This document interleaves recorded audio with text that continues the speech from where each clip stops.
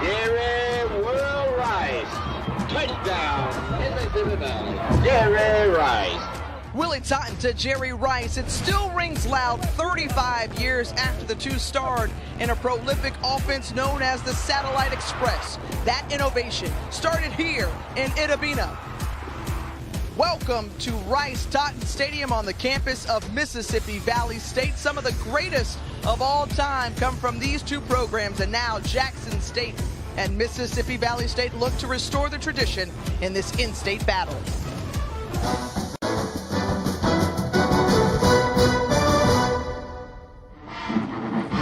Welcome to ESPN College Football presented by McDonald's. A big in-state rivalry between the Jackson State Tigers and the Delta Devils of Mississippi Valley State here on this Saturday afternoon for some SWAC action. As we say hello and welcome in with the former Howard University and NFL quarterback Jay Walker, I'm Tiffany Green. Both of these teams come from storied traditions, but they have struggled as of late. How do they turn the corner this season? Yeah, I think you have to find who you are. And for Mississippi Valley State, they're trying to find their identity, where Jackson State's trying to rebound and be competitive in what's been a very disappointing season for them. Well, Vincent Dancy in his second season as the head coach of the Delta Devils, and he is all about changing the culture here. They are a very scrappy football team. They take on the personality of their coach. He was a hard-nosed player when he played college football, and Mississippi Valley State is probably one of the toughest teams out there with a 1-5 record that you will face. Let's see if they can get a huge victory today versus their in-state rival, Jackson State. Well, the Tigers have owned this series for sure, and John Hendrick is the man who's hoping to continue that here. And just to be honest, John Hendrick, he's on the hot seat right now. This Jackson State team had high expectations, but they've had struggles at the quarterback position, and you cannot win games when you're struggling to find who your quarterback is going to be. They're going to roll the dice with a freshman today, and that lets you know John Hendrick is trying to get a sense of urgency in Jackson State's football program. It's a nice but warm afternoon from inside the Mississippi Delta as the Delta Devils have trailed in this series mightily behind Jackson State. The last time Valley has pulled away with a win was October 11th, 2014.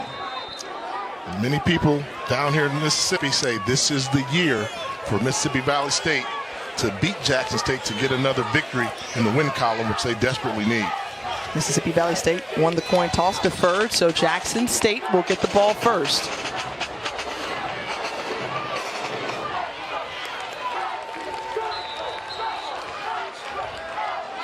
This is where we'll get a first chance to see the true freshman quarterback in Quincy Casey, who hasn't played since the first week of the season, but John Hendrick taps him today. Trying to shake up the lineup. They had a quarterback controversy with Derek Ponder and Jalen Jones. Instead, he's going with neither of them and going with Quincy Casey, the freshman from Memphis, Tennessee. What they really like about him, his confidence, and they say he doesn't get rattled. That'll be tested today. Quickly out the pass to the outside, and it's complete to Daniel Crowell. Well, I'll tell you this, Jackson State offense has got to find ways to get things going. They're banged up in the backfield, but you start off with a quick pass like that to give some confidence to your quarterback in Quincy Casey. Remember, we saw him open things up in Atlanta at the MEAC SWAC Challenge, went 4 for 4, and then we've seen the quarterback carousel since then. And bottled up and nowhere to go. Thrown around Jerry Garner. Garner with first sack of the ball game, loss of 4. He's the #1 pass rusher on this team, and a little bit of indecisiveness on the behalf of Quincy Casey. His pre-snap read took him in the wrong direction, had to eat it. Mississippi Valley State defense takes advantage of the mistake.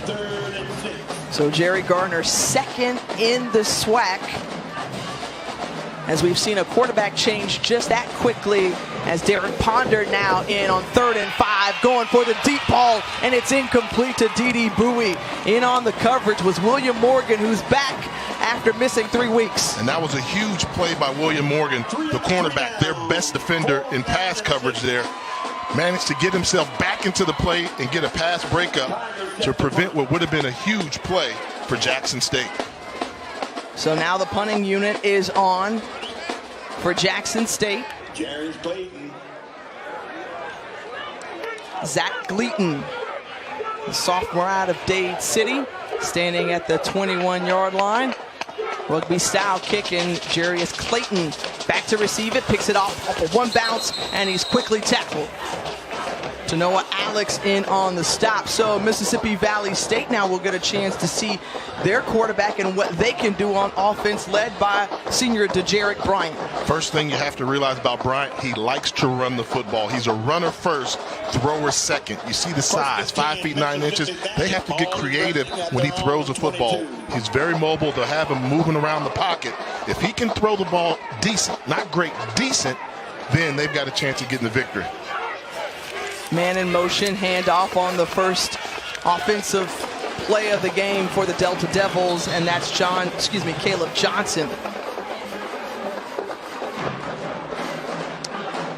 And that lets you know the mindset that they're going into this game. They want to try to be more physical than Jackson State. Caleb Johnson, the bigger of the running backs.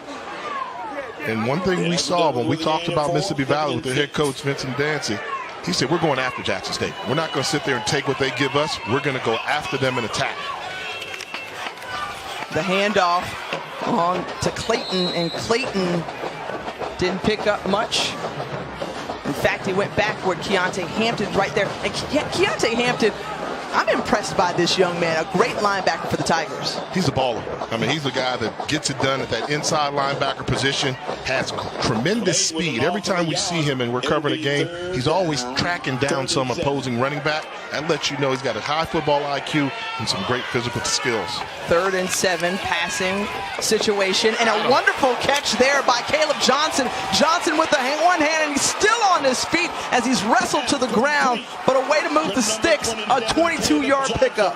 Oh, they baited him nicely. What do you know when they're going to bring an aggressive pass rush? What do you have to do? Set him up, and a good job of setting up the timing. Now watch number 73, left side of your screen. He's going to go down there. That's Zacchaeus Sias, 315 pounds, getting down the field and hit absolutely nobody. How about Caleb Johnson, though, with that one-handed grab? Now he's on the carry, and again, a little shifty move across midfield, and the Delta Devils are moving with that 5-yard pickup. Averaging just a little bit under 4 yards a carry, but he's the guy that's going to run in between the tackles a little bit more, move the pile type of runner. He's got the vision, and with that size, he's got the footwork necessary to make cuts in small places.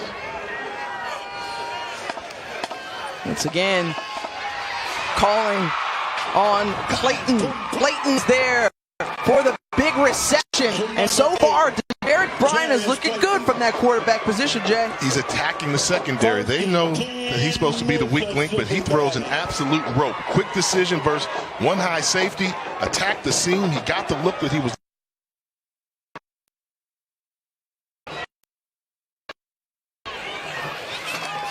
Bryant once again looking to throw, goes to Clayton once again, and this time in for the score!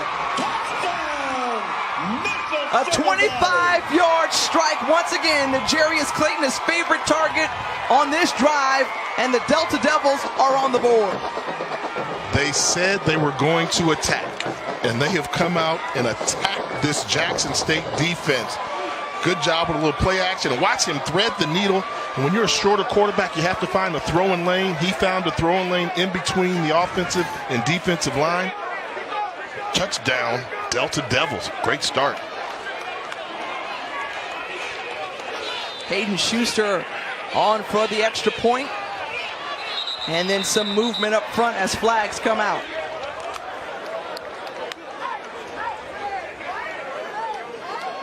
Offside, 98 on the defense. Half the distance, retry. John Allman, our referee for today, and his crew. And you get the penalty on them, get a little bit closer, 1.5 yards. If I'm going to really be aggressive, I may attack and go for 2. A little bit surprised they're not doing it. If you're going to attack, you got to attack. You can't attack sometimes. That'll be all the time. Can't gain 1.5 yards for 2 points. Schuster stays on. The snap, and he's able to boot it through. A 7-0 advantage for Mississippi Valley State. Jarius Clayton with his 3rd touchdown catch of the season. Home team on top. America's fastest network for iPhones. More for your thing. That's our thing. ESPN College Football is presented by McDonald's and in part by Ice Cold Dr. Pepper, the official drink of Fansville. The Delta Devils on top 7-0 over in-state rival Jackson State. And look, Mississippi Valley State coming off that loss last week to Arkansas Pine Bluff, coming here at home wanting to take on a different mindset and mentality. On the return is Keyshawn Harper, and Harper is down inside the 30. You talked about that mentality, Tiff, and we said they're going to attack. I want you to take a look at Johnny Wilson here at the top of your screen. Watch him attack the defensive back. He's doing what Coach Dancy wants. Jackson State defender, they're coming across formation. Wide receiver attacking safeties, rover backs. That sets the mood and the attitude of this team, and that lets you know that the Delta Devils plan on taking it to Jackson State every chance they get. And we'll see how the Tigers respond in their second offensive possession. Quincy Casey is back. The handoff to Kimani Clark, and Kimani Clark may have picked up a couple there. But going back once more to Quincy Casey, we saw Derek Ponder try to take that deep shot, but how do you establish Quincy Casey? Exactly. He did a good job getting rid of the football. I mean, he's still perfect as a passer in his career at Jackson State. A little surprised they took him out in an obvious pass situation, but maybe trying to protect the freshman in those situations. Incomplete pass to Ramik Wallace, covered by Darius Davis. When you've got a freshman quarterback in there, I think as a defensive coordinator, Derek Welch, he has to confuse him with his pre-snap look. So come out in one look, but then shift to something else. Young quarterbacks have a hard time adjusting. They try to get the most they can out of their pre-snap, telling them where to go with the football. If you change it up, you can create some big plays. Third down, line to gain is 39, and some pressure just getting away is Casey, and Casey's still on his feet, and he's tripped up. But the pressure was brought up front, and then VJ Soignier tracks him down. A good job by the defensive line. Ray Taylor, number 40, is going to get penetration, win his one-on-one matchup up the middle, hold on just enough to slow him down, and then Soignier there to clean it up. And you see the defense is playing fired up for Mississippi Valley State as well. Fourth and 5, and another punting situation for the Tigers. Clayton, who caught the touchdown catch for the Delta Devils, is back to receive it. As he chase this one down, and still trying to stutter step and keep going, and there is not much room for him. Mississippi Valley State, we mentioned, located right here in the charming town of Itta Bena, Mississippi. Founded in 1950. And of course, some of those notable individuals who have come through this football program. Jerry Rice, we mentioned. Sam Washington also, who is the head coach in his second season at North Carolina A&T, along with Patricia Hoskins. And welcome down here to the Delta, Tiff. Your first time here on campus. What'd you think about the campus here at Valley? You know, I was really impressed by what they had to offer. I wasn't sure exactly what I was going to see. We saw several new buildings that have gone up. I know they built a new gymnasium. They made some nice additions to the football offices as well. And we definitely saw some cotton. Yeah. And we had a chance to stay in Greenwood, which is the cotton capital of the world. Yeah. Can't forget about that. 2nd and 5. The handoff and bouncing off was Caleb Johnson. And Johnson has gotten a steady dose in that backfield, as we thought we'd see a little bit more of John Derek Smith. They're going with the bigger back, and you saw that last play there where it was schematically the right call. Lionel Stokes, the defensive coordinator, called up a run-stopping blitz. They got there, but they couldn't bring him back. So instead of having a tackle for loss, he ended up picking up 1 or 2 yards, and that's why Jackson State gives up over 250 yards rushing per game. And calling his own number is Bryan, and just nowhere to go as the Tigers defense wasn't fooled at all. Tyler Rogers was the man to bring him down. And what do you do when you can't stop the run? You bring a safety blitz. Tyler Rogers is starting strong safety. You see number 11 coming right up the gap. That's the perfect call for a quarterback draw. And so now Justin Reed trots on for Mississippi Valley State as the Delta Devils with a quick 3 and out.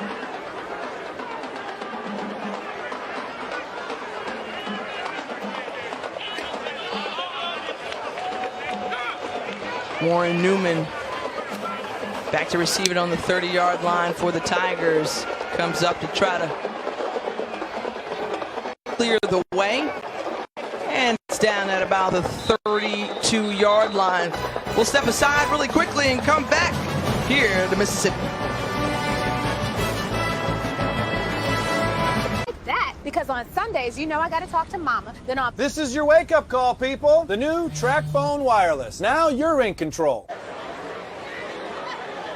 Welcome back to ESPN Football, presented by McDonald's.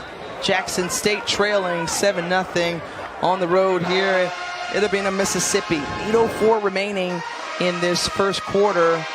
And look, you're probably hearing one of the greatest takeaways of this Jackson State program. That's the sonic boom of the South. They can rock it for sure. Several notable individuals who have gone on, but I think we always talk about the football side of things. Walter Payton, Sweetness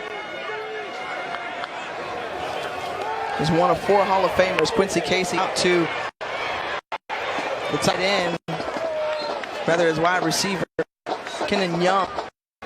Young, close first down marker brought down by Davis. And you can't talk about the sonic boom of the South without giving a little love to the J-Sets. How did I know you were going to throw that in there, Jay? They're part of the group. Sonic boom and the J-Sets. They are for sure. And then you also got to mention Lynn Barney, too. I mean, think about Jackson State's got 4 NFL Hall of Famers. 4 of them. Talking about Lynn Barney, you talk about Jackie Slater, you talk about Walter Payton. And Robert Brazil. It'll be 2nd down, 2nd and 7.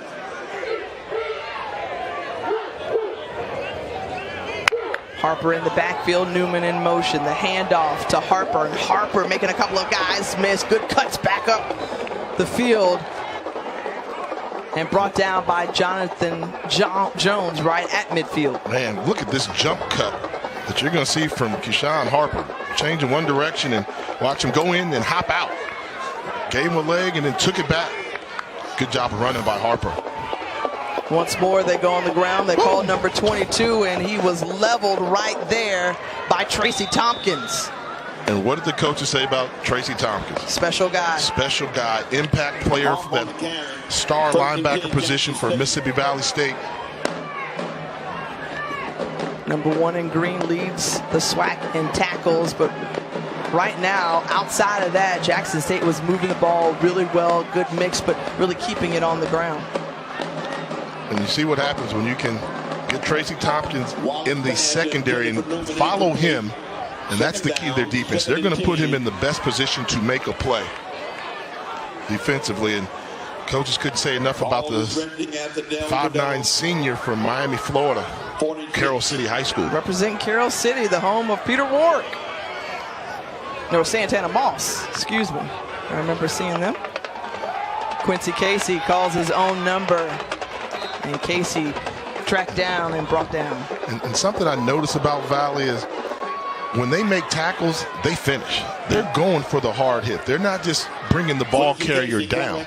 They are throwing them down and putting a thud on them.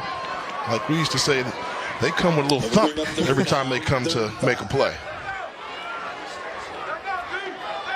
His defense is giving up just about 30 points a game.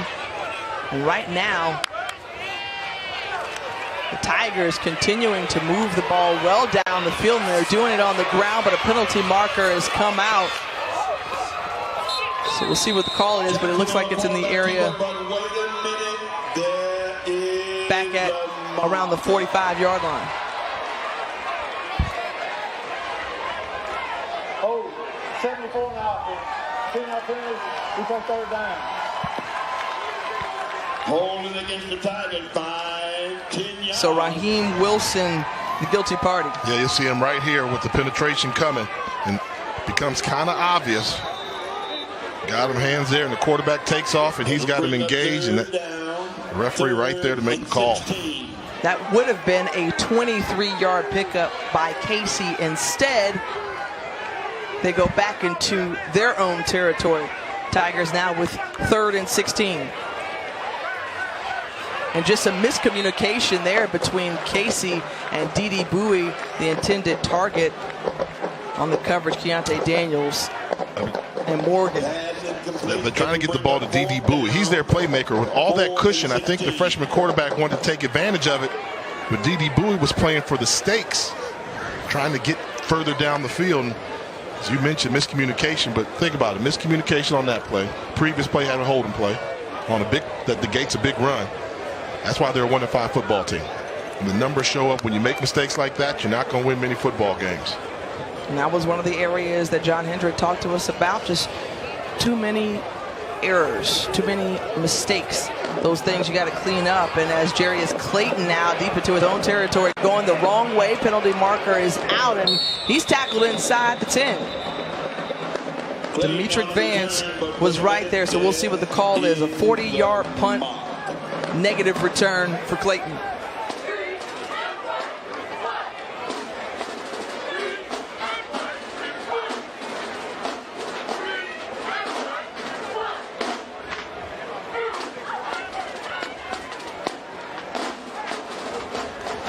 Personal foul.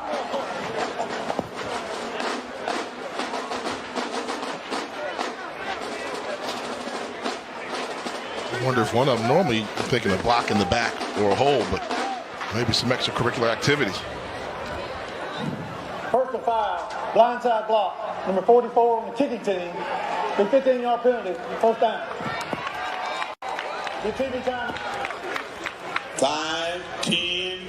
5:09 to go in the first quarter. Come back with us to Itta Bena, Mississippi.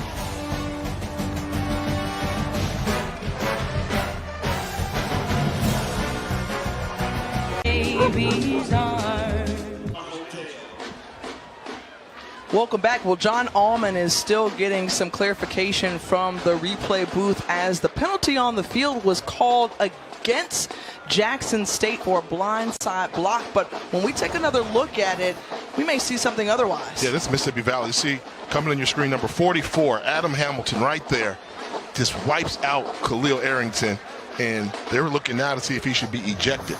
And I think in today's college football, you cannot have those type of hits. Football period. The personal foul blindside block was on number 44 of the return team. You have the distance. First down. And he's very lucky he's not ejected, but that's something where you can't do that. If you got a guy that's defenseless, they want to see you just stand in front of him and even give him a push. He doesn't see you coming. You can push him and take him out the play. You cannot go for that wipeout hit anymore. Very fortunate that he remains in the game. Meanwhile, the Delta Devils start at their own 5-yard line, deep in their own territory, but trying to get him out there is to Jarek Bryant. Bryant using his legs once again. We mentioned that he's a dynamic runner, helping himself there, brought down by Markel Gladney. And I think as the game progresses, they've been trying to force feed the run with Caleb Johnson, but I think the running game for Mississippi Valley State will become to Jarek Bryant. 7 yards on that pickup as he's one of the top 5 in the SWAC in rushing from his quarterback position. Decides to call number 16 his own number again, stretching ahead and brought down by Keontae. That's a difference in a running quarterback and a drop back quarterback. On zone read, in between the tackles, I'm not spinning. I'm not going to turn my back to the defense, but he's such an athlete. He thinks like a running back. He's not afraid to spin in small places. 3rd and 2. And this has been all to Jarek Bryant to start this drive. Man, I remember that play. That play there, that was what you used to call quarterback sweep left. Right? Just get the snap, tuck it right away, and just get to the outside. Old school play and effective in picking up the first down. How many times did you run that in your career, Jay? When I played flag football, I was real good at it. I was really good at it. Didn't want to run it when I got to high school. Good enough to pick up the first down and whistled dead before the play got started. False start. 55 on the offense. 5-yard penalty. First down. We'll push him back 5 yards as the false start on Shaquidrick Legends. There it is. Legend. The satellite, Willie Totten. Great quarterback here at Mississippi Valley State. Played in those glory years, 1984, their only playoff appearance. Avoiding some pressure, and Bryant showing his speed, trying to get to the outside, and he's brought down by Jakaiser Glass. Great tackle by Jakaiser Glass. First-year starter for this defense, and he tracked down Bryant there. Bryant's got good speed to the outside, but number 59, Glass, you got to take a look. This is in the open field, and this is an all-out sprint, and Bryant's trying to get to that edge. Glass runs down the line, makes a nice tackle. Glass out of nearby Greenwood. Pitch out to Caleb Johnson. Johnson showing some great hands and great moves. As Caleb Johnson made a little something out of nothing, brought down by Tyler Rogers. But what do you like about this young man today? Well, I like that juke. They said he had good feet for a guy with his size, and he actually shook this would-be tackler in the open space. One-handed catch, and watch it. Have a seat, son. Break your ankles there. Keontae Hampton, one of the better tacklers in the SWAC, got exposed right there. Don't do that to him, Caleb. Brings up another 3rd and short. Clayton in motion. Remember, he caught the touchdown, and now off the jet sweep, and a penalty marker is back at the 17-yard line, so this one likely to come back. Two people moving in the backfield seem like. Clayton on the carry, but wait a minute. Johnson started a little early. Illegal shift. And 27 on the offense. That penalty will be declined. 4th down. So the penalty is declined on the field, brings up 4th down. And the punting unit is back on the field after that loss of 2.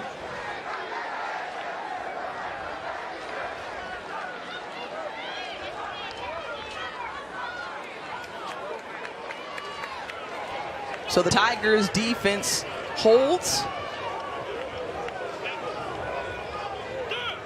And they'll have a chance to get the ball back with under 2 minutes to go here in the opening period. Good punt there from Reed. Fair caught from Warren Newman. 39-yard punt. No return, but you see punts. They have become a common theme early on in this game for this Jackson State offense. Yeah, 27 yards offense in 3 possessions, the 3 and outs. Really, but you got to figure out what does this young quarterback do well. And I think if you're going to make him your starter, then I think Ponder shouldn't play. And now you have to start playing to his strengths. And we've seen Casey with the ability to run a little bit, so maybe you have to start moving the pocket, getting him outside of the fire zone. The handoff to the ball carrier, Keyshawn Harper. Harper runs up the middle for a hard 3. And I guess it goes back to that conversation quickly, Jay, just about we saw Derek Ponder. Of course, there's the transfer, Jalen Jones, who's on the sideline as well. We've seen a rotation throughout the season trying to find that right mix or play. Do you think we'll see that today? Depending on how it goes. If the freshman can make some throws like that and get some first downs, then they want to go with him. But if he doesn't get the job done, ultimately it comes down to which quarterback gives you the best opportunity to put points on the scoreboard. And they think it's Quincy Casey. But a lot of people, and not even just in Jackson, but everybody in the HBCU world wants to know what is going on at Jackson State. I mean, almost picked off as he tried to eye down his tight end, Kylan Ritchie, in on the stop, and almost picked it off with Jones. Jonathan Jones, walk on last year, and started at corner and then moved to safety, asked to be placed in that position. He comes up with a good play there. Good breaking. He, like a lot of guys for Mississippi Valley State, former walk-ons that are making the most of their opportunity to play FCS football. Casey calling his number all the way, and a big hit there from Keontae Daniels, upended him and brought him down. They like to finish.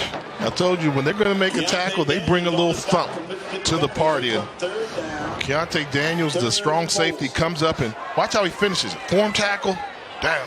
Ouch, that hurts. Third and about 5 to go with time winding down here in the first quarter. This is where you have to find a way to get the ball to D.D. Bowie. Your wide receiver, top of your screen, one-on-one coverage. I'm trying to get him the football. He's only been targeted once so far today.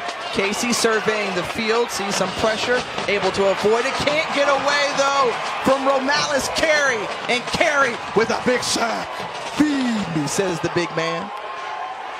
And this was a freshman mistake. This is an all-out blitz. Watch how long he has. They're going to bring the safety. They're bringing everybody they can through the gaps. The offensive line does a good job.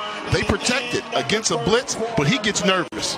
Instead of just moving, he scrambles, thinking their body's coming. He had more time than he realized and takes a loss at that part of the field. You just cannot do that. Freshman mistake. End of the first quarter, and Mississippi Valley State has all the momentum here so far today. The only ones to get on the scoreboard, and the Delta Devils lead 7-0.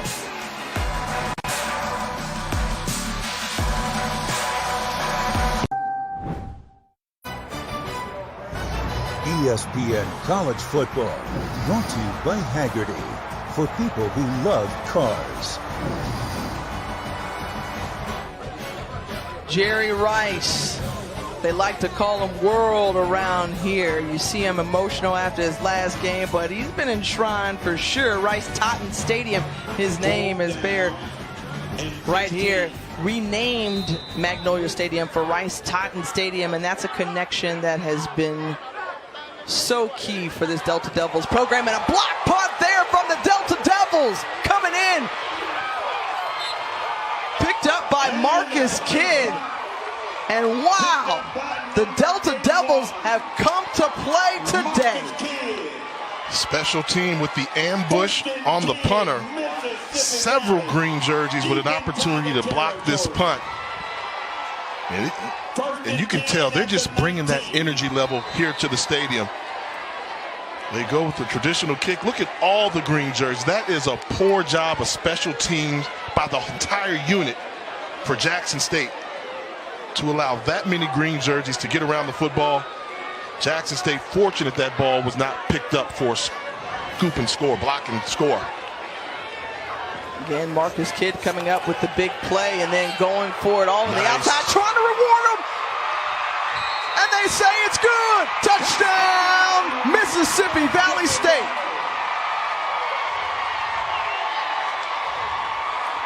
The junior out of Chicago, Illinois, Coach Dancy said this kid is special, and he showed right there. And a good job of keeping the defensive back in the trail position, using his offhand as that separation and hauling the ball in pretty much with one hand, securing it. That's a big-time play from the school that produced Jerry Rice.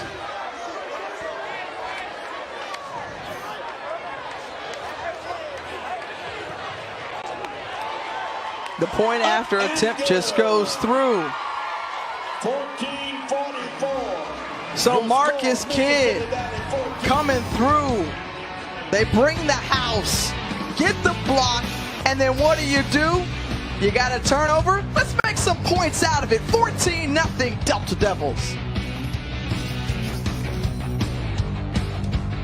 Contract? Unlimited talk? I like that because on Sundays, you know I got to talk to Mama. Then on This is your wake-up call, people. The new TrackPhone Wireless. Now you're in control.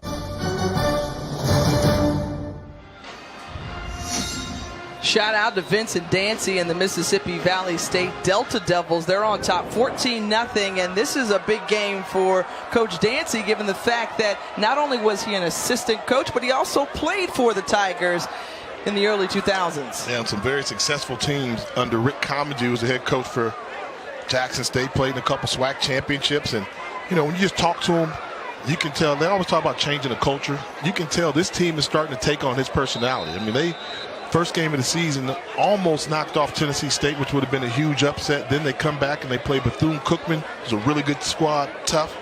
And he wanted to see how they would respond. The last two games haven't been their best outings, but I think he's got to be very impressed with what he sees so far in the fight of his Delta Devils. He's an all-SWAC linebacker and safety for the Tigers here on the kickoff. And it goes back into the end zone for the touchback. Well, next Saturday, this rivalry dates back to 1887. Number 8, Notre Dame takes on Jim Harbaugh in the 16th ranked Michigan Wolverines at the Big House, 7:30 Eastern on ABC. and the ESPN app. Get this, Jay. Notre Dame hasn't won in Ann Arbor since 2005. Woo! How about them apples? That's going way back. Notre Dame, they're trying to find a way to get into the Final Four. It's all about getting to the Final Four teams, get an invitation to the playoffs. And now you're starting to hear some talk about the Irish. Well, Casey up the middle. His head was almost taken off by Tadarius Davis, who brought him down. I mean, they're going to finish it. Tadarius Davis, another walk-on who plays gritty, fast, strong, goes to work every day. Former outside linebacker, now is playing inside linebacker for the Delta Devils. Pickup of 6 brings up second down and whistled. And False start. 75 on the offense. 5-yard penalty, second down. So that'll back him up after Kenneth Mouton called for the false start. But this is what John Hendricks said he saw a lot of, not only last week against Alabama State when they dropped their homecoming game, but all season long. Too many penalties. You make a big play, then bring it back with penalties. We've seen it here so far.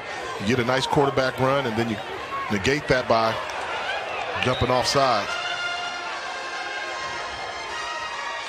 And you see that look right there on Quincy Casey. They're starting to disguise the coverages, and he's not adapting well to it. We haven't seen him make a crisp pass in a while because they've given him one look and they're moving it around. And that guy right there, Tracy Tompkins, he's been winning the game of chess right now against this freshman quarterback. So he starts off the ball, and the problem when the ball snap may run up and hit somebody. Jackson State 1 for 5 on third downs. 9 yards to gain. Quincy Casey going for D.D. Bowie and right through Bowie's hands. And you see him go right down and do some push-ups because that one should have been caught. That was a problem again last week with drop passes. And that was a drop. Still, you have to find someplace else to go with the football. There were 2 green jerseys over there ready to jump on that route. And I almost think D.D. Bowie was surprised the ball came to him because the coverage was there. But offensively, they are just really struggling to move the football and have any type of consistency whatsoever. Zach Gleaton got his last punt blocked, this time not bringing the house, able to get it away with no problem. And Donald Johnson was bottled up quickly after he caught that one.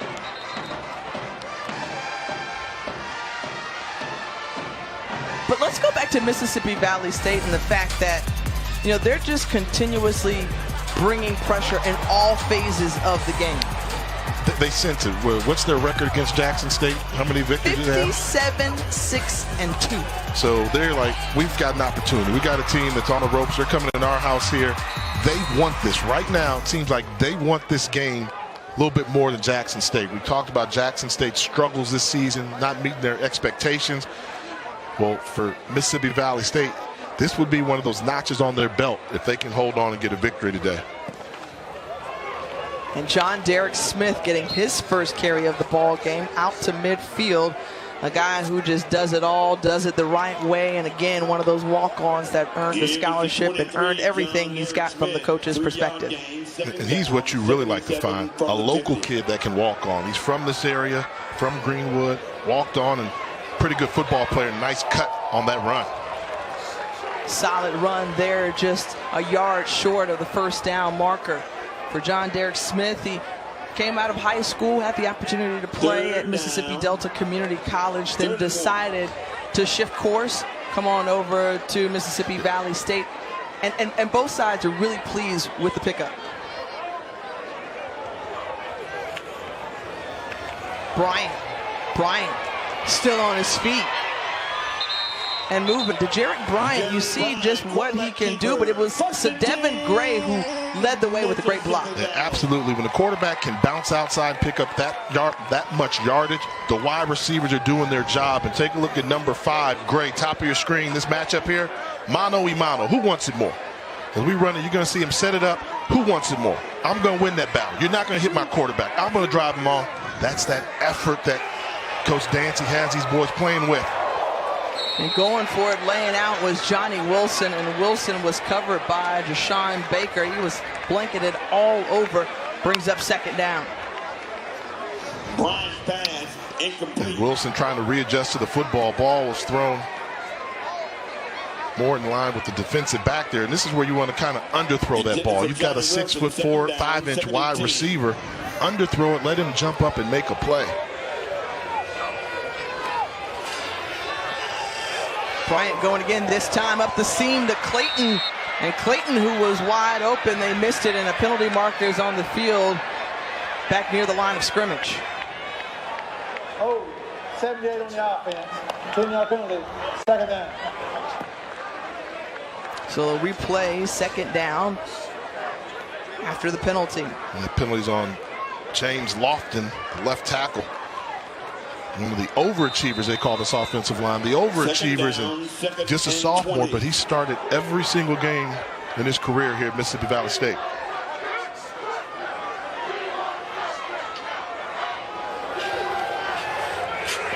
Quick dump down to Smith, and Smith picking up a big chunk of yards to come back. And Sias, once again, we've seen great blocking on this drive from the Delta Devils. I like this. Watch number 73. This time I picked on him because he missed the block earlier, but watch him make the block that springs him.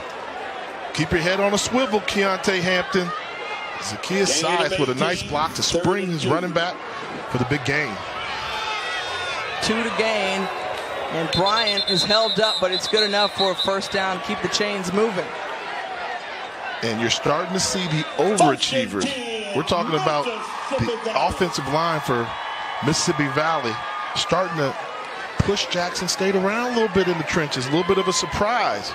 And they call them the overachievers because they are smaller compared to several other offensive linemen in the conference, but clearing a hole and a way for John Derek Smith.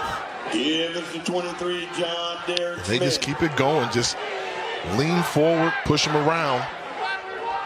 Still think it'd be a good opportunity to go for that jump ball situation with Johnny Wilson, number 17 on the bottom. It's man-to-man coverage across the board because they anticipate run. Go for the pass on the outside. Targeted Malik Myers. Malik Myers, the true freshman, gets across the goal line, and a score for Mississippi Valley State. Good job by Jared Powers, the offensive coordinator, getting the ball to the playmakers on the outside. And going to say it again, who wants it more? Play like that on a hit truck. Who wants it more? Know where the end zone is and use that size. The freshman, 6'3", 185 pounds, out of Jacksonville, Florida, crosses the goal line. And wow. You know, I'm going to shout out Duval if any of Malik Myers' family is watching right now, or his former teammates. Schuster with a chance to make it 21-0.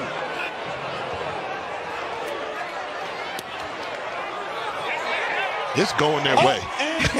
Everything, even a little touch, not slowing it down at all. Mississippi Valley State coming out, throwing blows. No way to respond to that as Jackson State sees them with a 21-0 lead.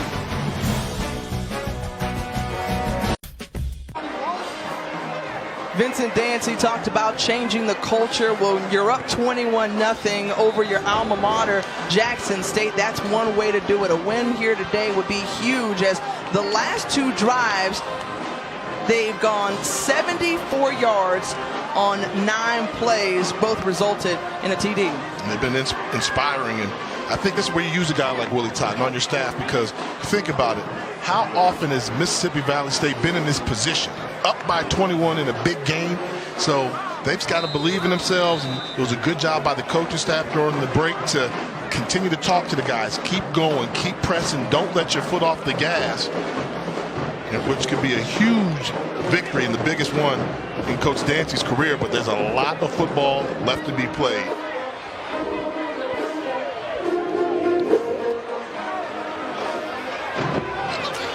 Jackson State set to return it. And Josh Littles gives the Tigers decent field position to start this next drive. Well, when you look at this matchup, we talked to both coaches, and they understood the importance of this game because you look at the top of your screen in the East Division, these two are at the bottom, but they still have a chance to maybe jockey for some position and try their best to try to catch Alcorn State. Everybody trying to catch Alcorn, one of the best teams in HBCU football. Fred McNair doing a great job leading the Braves, but take it one victory at a time, one Saturday at a time. Derek Ponder with the toss to Terrell Kennedy, and Kennedy is swallowed up by Dion Reed. And I'm going to make a statement. Right. The only thing that Jackson State has brought into this football game, those sweet uniforms. that pink helmet is tight. I give credit where it's due. Paying a little homage to Breast Cancer Awareness Month. The pink JSU looks sweet. That's about it, though. 56 total yards as Derek Ponder now back in the game. Flags are down. Looks to be against the Delta Devils. Tigers with a gain of maybe 3, but wait a minute. There is the offside defense, number 93, 5-yard penalty. Could be second down. Against Antoine Howard, the transfer from Southern Mississippi. Jay, I want to go back though to an interesting conversation that we were having, and it focuses on the Delta Devils.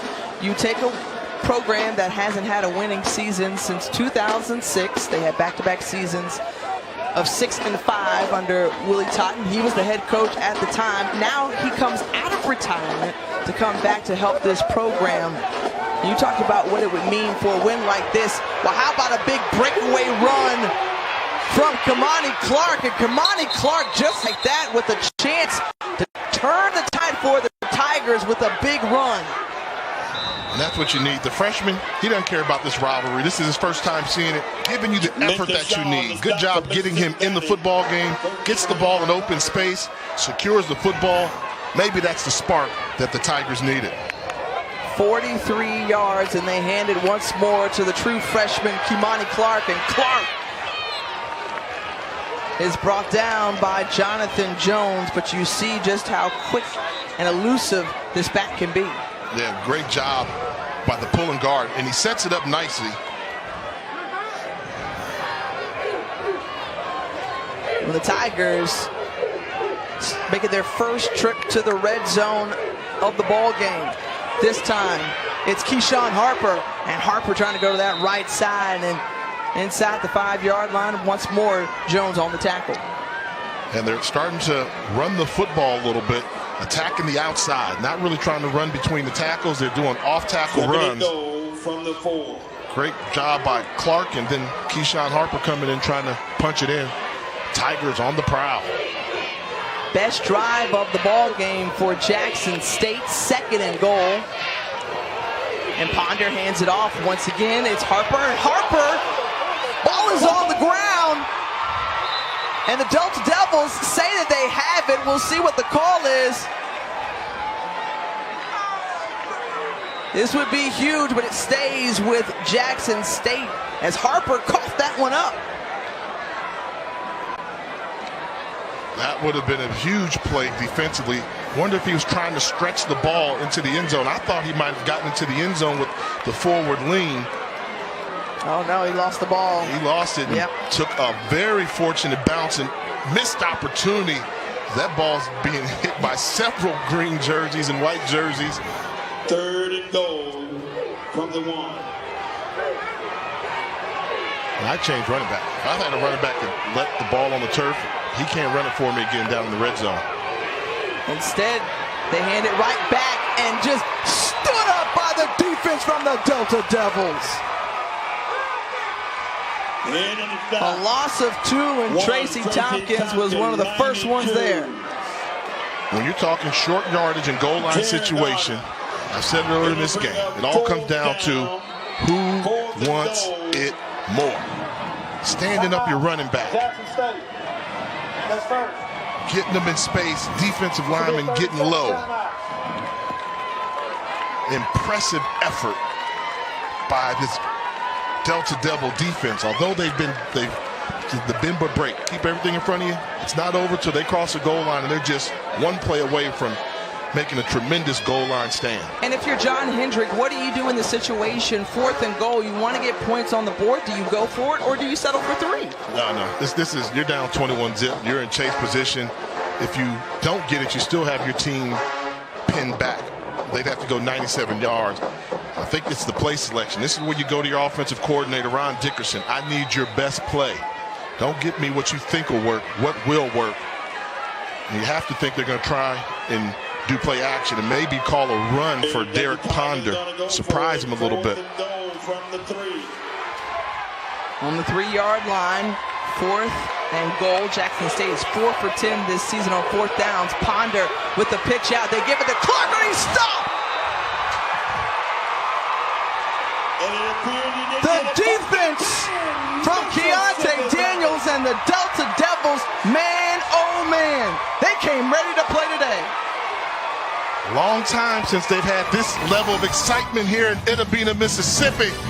But on the pitch, no sir, Delta Devil football. More for your thing. That's our thing. Jay Walker, Tiffany Green with you from Itta, Mississippi, as the Delta Devils have a 21-0 advantage over their in-state rival, Jackson State, and they've got a long way to drive it in a safety and coming right back. They didn't give it to him. Oh, they should take a look at that. There was no surge at all on the QB sneak. He was on the 1-yard line, and they're going to say he only lost half a yard. Big number 98, C.J. Anderson was there. Oh. Wow. Wow. That looked to be a safety. Yeah, and very generous spot. They're putting that ball on the 1-yard line. That should be on the 1-inch line. Gain. It'll be 2nd down. I don't like the QB sneak. I like you to take deep shots. They're giving you one-on-one coverage. They're going to blitz. Throw a jump ball up. And shotgun. Instead, they decide to run it. And again, the play call from Jared, 0 yards, and it brings up 3rd and 10, again, from your 1-yard line.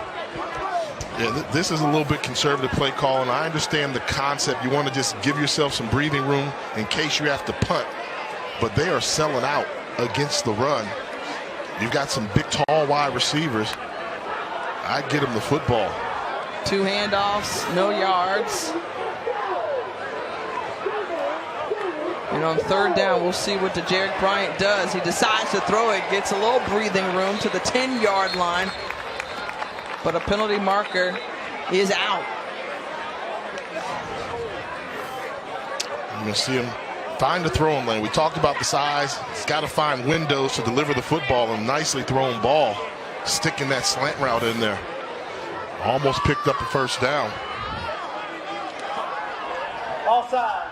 Defense, number 13. 5-yard penalty. Be 3rd down. I'm thinking, do you take the penalty or not? Please reset the game. Do you got the breathing room you wanted? You would get 5 yards, but now since you've got the breathing room a little bit, you can go ahead and accept the penalty. 3rd and 5 from the 6. So from the 6-yard line, but now Bryant will see if he can complete another pass. Rolls out. And right in and out of the hands of Johnny Wilson, but the right call. Yeah, but he was late. And that's when we're going to put that on poor decision by Bryant. They move the pocket. You have to come out anticipating throwing it quick. Ball hung in the air a little bit, allowed the defensive back to make a break on the ball.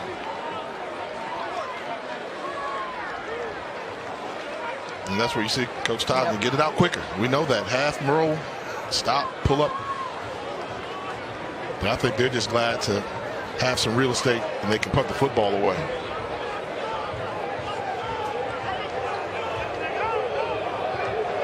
Warren Newman back to field it, but Jackson State will have great field position and some return room for Newman. Newman couldn't find a hole, nowhere to go. BJ Soignier was right there after that 38-yard punt. Valley on top. Network for iPhones. More for your thing. That's our thing. Well, John Hendrick is looking for some kind of mojo for his team because right now the Tigers have not been able to move the ball well. It's been all Mississippi Valley State. And Jay, I know you like something at the bottom. Okay, there you go. Got to give it up. We said if he threw the ball average, they'd have a chance to put points on the board. He's played exceptional. 7 of 9, 126 yards, and the 3 touchdowns. For DeJarick Bryant. Give it up. Well, this is Jackson State's best starting field position of the ball game. Derek Ponder has pretty much taken over in this second quarter and completing the pass on the outside to Rameek Wallace, and Wallace with the first down and more. They have not passed the ball very well so far in this second quarter. That was the best pickup they've had of 16. And this is what they're going to have to do if they want to get into this football game. Derek Ponder's going to have to catch on fire. Got to throw the football. They're going to have to throw themselves back into this game, find some good matchups, and hit them with big plays. You see the jet sweep there, and Newman tried to get out in a little space, but he was tripped up by Jonathan Jones. Well, Derek Ponder, the junior out of Bells, Texas, struggled mightily last week in that homecoming game against Alabama State, but he's been the primary starter from last year. Coming into this year, he had some more QB competition. And Ponder won the job, held on to the job over Jalen Jones, very high school recruit, transferring to the program. Ponder finds Didi Bowie wide open, and it's good for a touchdown, and just like that, Jackson State responds with a score. Now, I would say this, Jay, it looked like he slipped. That one of his feet may have gone out of bounds. Yes, what do you think? Slip or not, I thought he might have gone out of bounds. Ball's in the air, he's going to, right there, he stepped on that white line. They should be taking a look at this one here under review. They're going to let him kick it.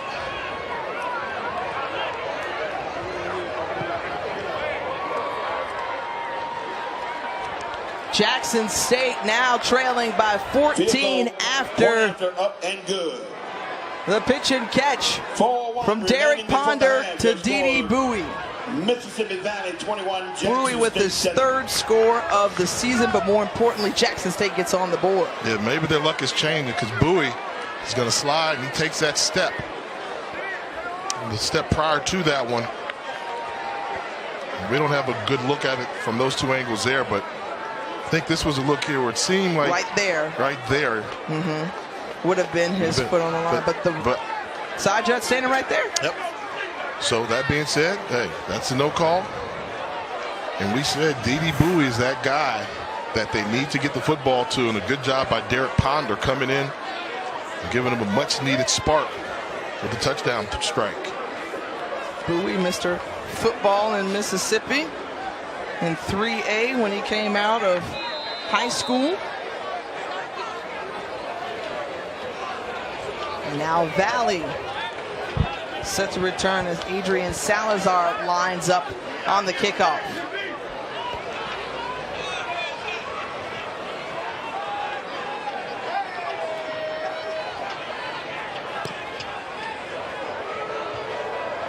Kind of line drive right to Donald Johnson. Donald Johnson picking up some good yards across the 30-yard line, and that's where we'll see the Delta Devils start this drive. Let's see if they continue to attack. How did they get the 21-point lead? They were aggressive. They threw the football. They attacked as an offensive unit. 10, Mississippi Valley. Balls resting at their own. You stick to that. Passing yards have not been their friend throughout the season, but today they've already surpassed their season average with 126, and could add to that again. Great quarterback play thus far by DeJarick Bryant.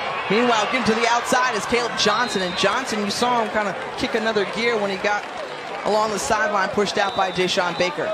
And these big wide receivers for the Delta Devils, they're winning their matchups against the secondary Jackson State. They are attacking as a wide receiver core, the defensive backs. Impressive.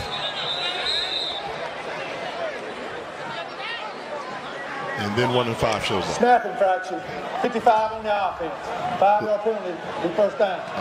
As inspiring as they're playing out there, both teams are 1 and 5, and those are mistakes that 1 and 5 teams make. You get a big run on the outside, and you come out and you get the center. That's with a snap infraction. He forgot the snap count. Come on. Tighten it up, Ross. So now 1st and 15. The handoff to Johnson, and Johnson was full steam ahead, but pushed right back by that Tigers defense. Khalil Johnson bringing him down. And that's how you redeem yourself there. If you make a bad mental mistake as a center, next play they call your number. We're running right up the gut. Take a look at number 55, Shakendrick Ross, the center. Help seal it off, find the crease. Good running play. 2nd and 10. Look out. Watch out. Oh, yeah. That was the hit stick action. No whistle picked up. Could it be? Still on his feet, Markel Gladney.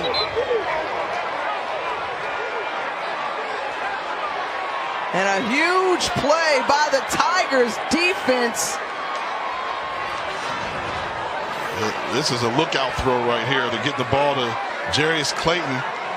And that is not a match. That's a lateral. I think they saw it as a lateral. Definitely not a catch down the line of scrimmage, and a big hit by C.J. Holmes. And Markel Gladney with the recovery. So right now, Gladney is glad to be wearing the turnover chain. After Holmes popped it loose, he picked it up for the return as it's under review. Now, you know, the breakdown of the chain, Jay, everybody likes to have a little something. So I need you to give like what you think the specs are for this chain. Well, I'll give it some style points because I'm old school. It's of the rope variety. So I like the rope, not the pure chain. So that's a rope. We should call that a rope back in the day. And they got some bling on the front of it. I thought I saw some JSU, but let's see if this is going to stay. Where's the quarterback? Where does he start off? He's on the 40. And that ball is thrown. It's interesting because we had a play like this in our last game, and they say if it's even close, then more times than not, you call it a forward pass. That right there is right down the line. Yeah. That is right down the line. And I would say you stick with the call on the field, but then you also have to know this. They're instructed, the officials, if it's close, let us call it from the booth. So that's why they let it play out, and there's no whistle out there. But it's close. I mean, John Allman has the final word. We'll hear from him now. After review, the receiver did not gain possession of the pass. Incomplete. It'll be 3rd down. So they weren't looking for a lateral. Hello. I definitely knew he didn't catch it. If I'm Mississippi Valley, I'm getting on the field right now, snapping the ball before they can talk about it. Because I'll tell you that, I mean, it was just so close to a lateral. But, you know, did he have possession? Did he bring it in? Did he make a football move? That's what they were looking for in terms of the completion of the pass. That turnover chain has to be taken off. And if you're Jackson State defense, how are you feeling right now? He's like, man, you taking my chain back, man. That's my chain. That's the Debo action. Yeah, that's my chain. But not so fast. They got to work through this.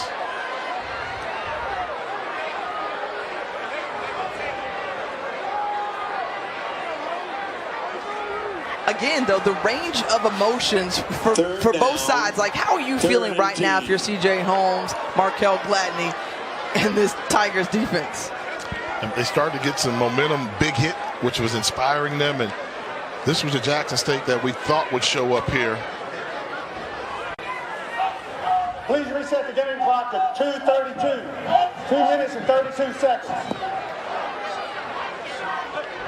So it put looks a little extra time on the game clock. I'd get up there and snap it in a hurry, but like, you know, it goes back to what we were instructed on, that for a lateral, it's got to be 100% sure it's a lateral. Getting it out of the backfield. And right now, outside of one or two throws, Jared Bryant is making some really good decisions, Jay.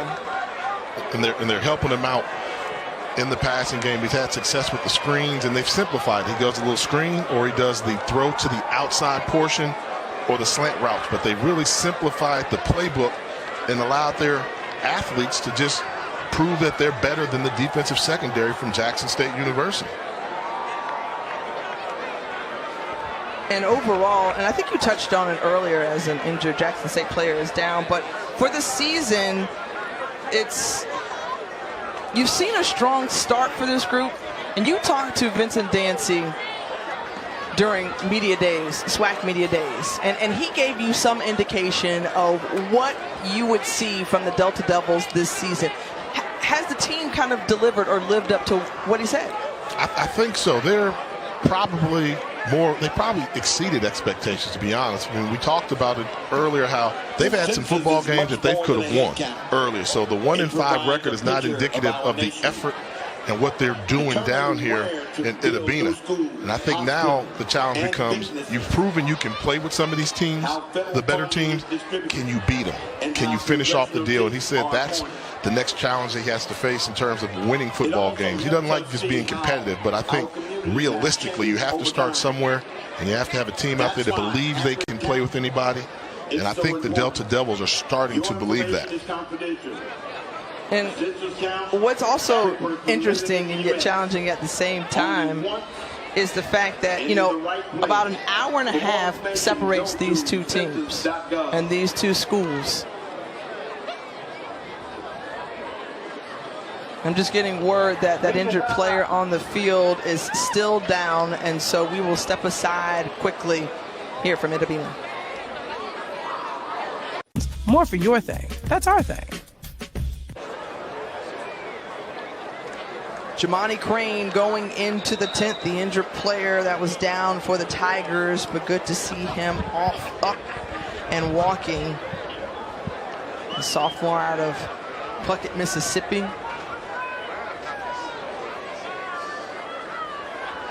Fourth and 3, and John Hendricks' group has a chance to get the ball back and perhaps pull within one score. Now be smart here. Take your time on the punt. You're punting the ball away with 2 minutes, 15 seconds. Let that clock go all the way down. They should be in no hurry. That's a little bit of game mismanagement to end the first half. Fair catch, and it takes a Delta Devils bounce near the 6-yard line. 40 yards on the punt from Justin Reed, and I think he's pumped up about that. He's done a great job of pinning them inside. Yeah, he did his job. You know, kickers get excited when they can pin somebody inside the 20. You pin them inside the 10 or the 5-yard line, that's a fantastic job. However, if that 30 seconds they didn't allow to run off the clock, and you're giving Jackson State, they've got 2 timeouts and they got their quarterback in the game. Let's see if that comes back to haunt the Delta Devils. Keyshawn Harper to the left of Derek Ponder. Ponder gets the throw out. Nice catch. And nice catch along the sideline by Crowell. Yeah, that was a good job coming back to the football, laying out, getting the. You only need 1 foot in college, but he got both feet down in bounds. 7-yard reception. Seems to be some confusion. Clock stop for the moment at 1 minute and 53 seconds. I'm trying to figure out why, because it wasn't a first down, Jay. I think they were reviewing the play from up top to see if he was in bounds.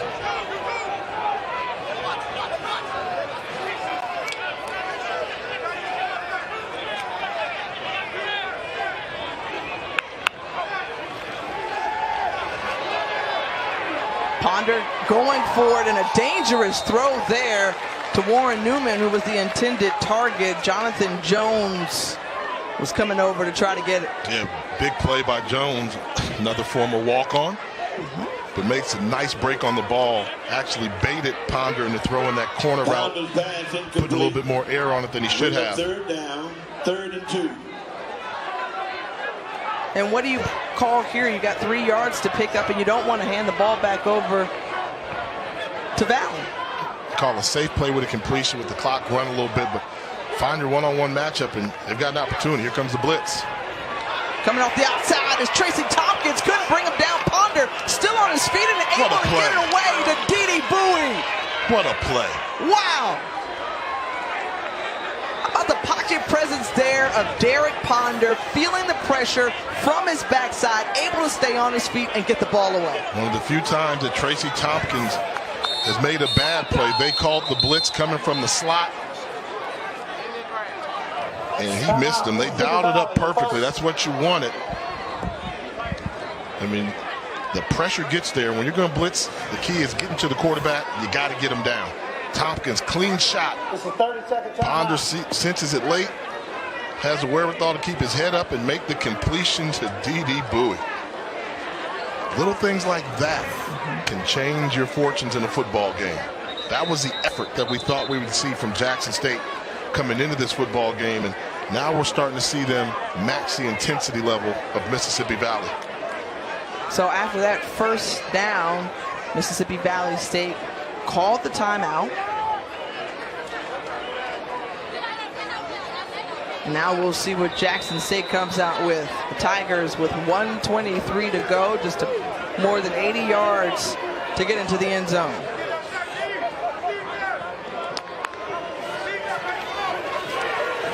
Pressure once again. Warren Newman is there trying to get to the middle of the field now, going towards the outside, and he's tripped up by Jones. But another first down. Good call there on the bubble screen to get the ball to Warren Newman, the vocal leader of this offensive unit for Jackson State. Ponder calling for it quickly, and he's just wrapped up with absolutely nowhere to go as Jerry Garner was right there to swallow him up. Timeout, Jackson State. Jerry Garner on the shot. So the Tigers spend a timeout with 55 seconds to go in this first half. And that's just a great effort by Garner. 3-man pass rush, able to get the sack. When you can do that, you know that your defensive line is controlling the line of scrimmage. In these situations, as a quarterback, what are you thinking the load that you're taking on to try to drive down the field and get some points? You have to feel confidence. You have to think, hey, you want the ball in this situation. Every kid in America talks about the game-winning drive when they're playing quarterback, and that's what you want. In this case here, to be realistic, you only want to pick up 40 to 50 more yards to give yourself a field goal try. So I wouldn't think in terms of trying to hit the home run ball. I just want to pick up a couple first downs. Every first down stops the clock. You've got a timeout at your disposal.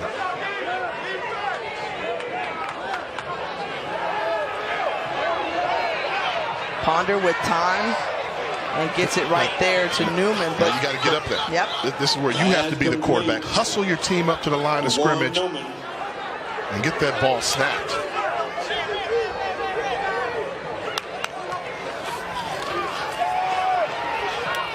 Just through the hands of Newman a little too high. And now you have to punt. You got to punt? It's fourth down. It'll bring up fourth so down. You don't get caught up in the emotion. Your team showed a little fight. If you go for it on fourth down, then Valley is going to step on the gas pedal. And it looks like they're leaving their offensive unit out there. Getting emotional. There's nothing that says you go for it in this situation here. Maybe try to draw them off sides at the most.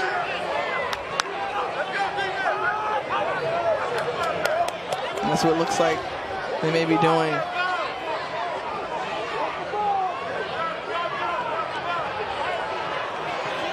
Ten seconds on the clock. Yeah, see, Ponder doesn't get it, but what they're trying to do, they're going to let it run down. They're going to punt this football.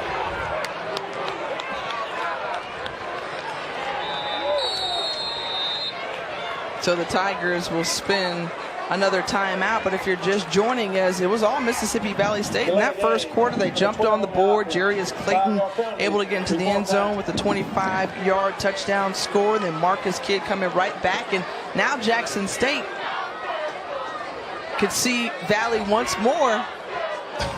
Maybe get a little more cushion here. We'll see what they can do with these. Yeah, they've had one blocked already before, so they're coming after him again. But you saw that look. Ponder's walking over to the sideline with his hands like, hey, what are we doing, coach? If I'm a coach, I'm going to say, we're doing this because you missed that pass on the previous play. If you complete the pass, we still got it going. But you miss a pass and you want to look at me and question my decision making. Valley spins another timeout. Well, just a reminder, coming up at halftime, well, the Sonic Boom of the South, they're getting ready. So are we. Jay's HBCU Power Rankings with an emphasis on Jay's. There's been some shake-up. Yeah. Been some shake-up. Along with Gimme 5, shouting out Mississippi Valley State greats, along with highlights and stats. You want to stick around for that. Remember back in the day, the stadium announcer down at Veteran Stadium in Jackson, Mississippi used to always say, "Stomp your feet but close your mouth, because here come the baddest band in the South." Getting ready to clear the room. It's the Sonic Boom.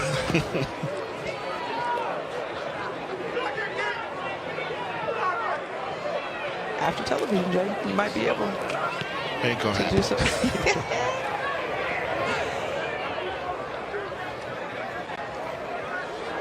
A good punt from the Tigers goes 44 yards.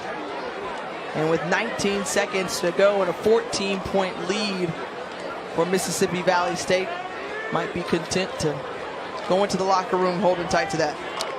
Take a knee. It's been a very successful first half, and for one of the few times Valley finds themselves up by double digits at halftime. And they get the ball to start the second half.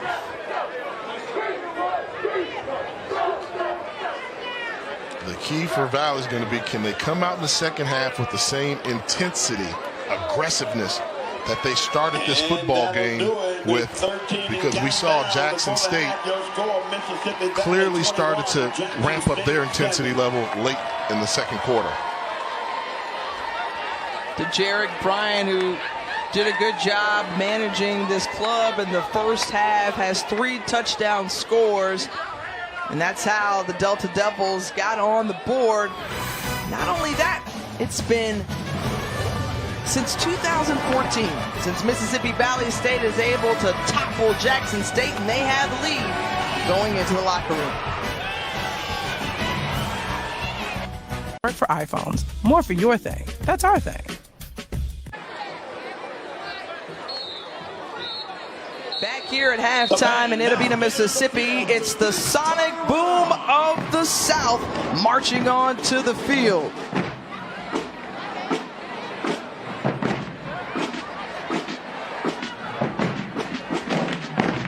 Mississippi Valley, please welcome the world-renowned Jackson State University Sonic Boom of the South as we play our signature fanfare entitled Blowing. All right, so Jay's power rankings in the HBCU landscape, starting off at number 5. Bethune holding on. I mean, I hate to have them number 5 and they're a 5-1 football team, but they have not had that dominating performance yet. Coach Sims, he'll take it, but they got to play a little bit better. That's why they're dropping in the polls. Number 4. Southern, you talk about another team that's dropping a little bit. They were my number 3, so there's been a little shakeup. Yes, they still control their own destiny in the SWAC Western Division of the conference. However, they got some big games coming up. We'll see if they can hold on to that number 4 spot. So I'm curious to know who takes their spot this week, Jay? Who do you think, Miss Florida A&M?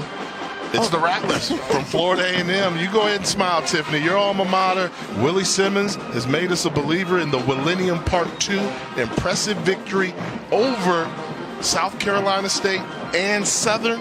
Now they're talking about their legitimate top 5 HBCU ball squad. Number 2, let's stay right here in the SIP. Alcorn State University. How good is Alcorn when they lose quarterback Noah Johnson?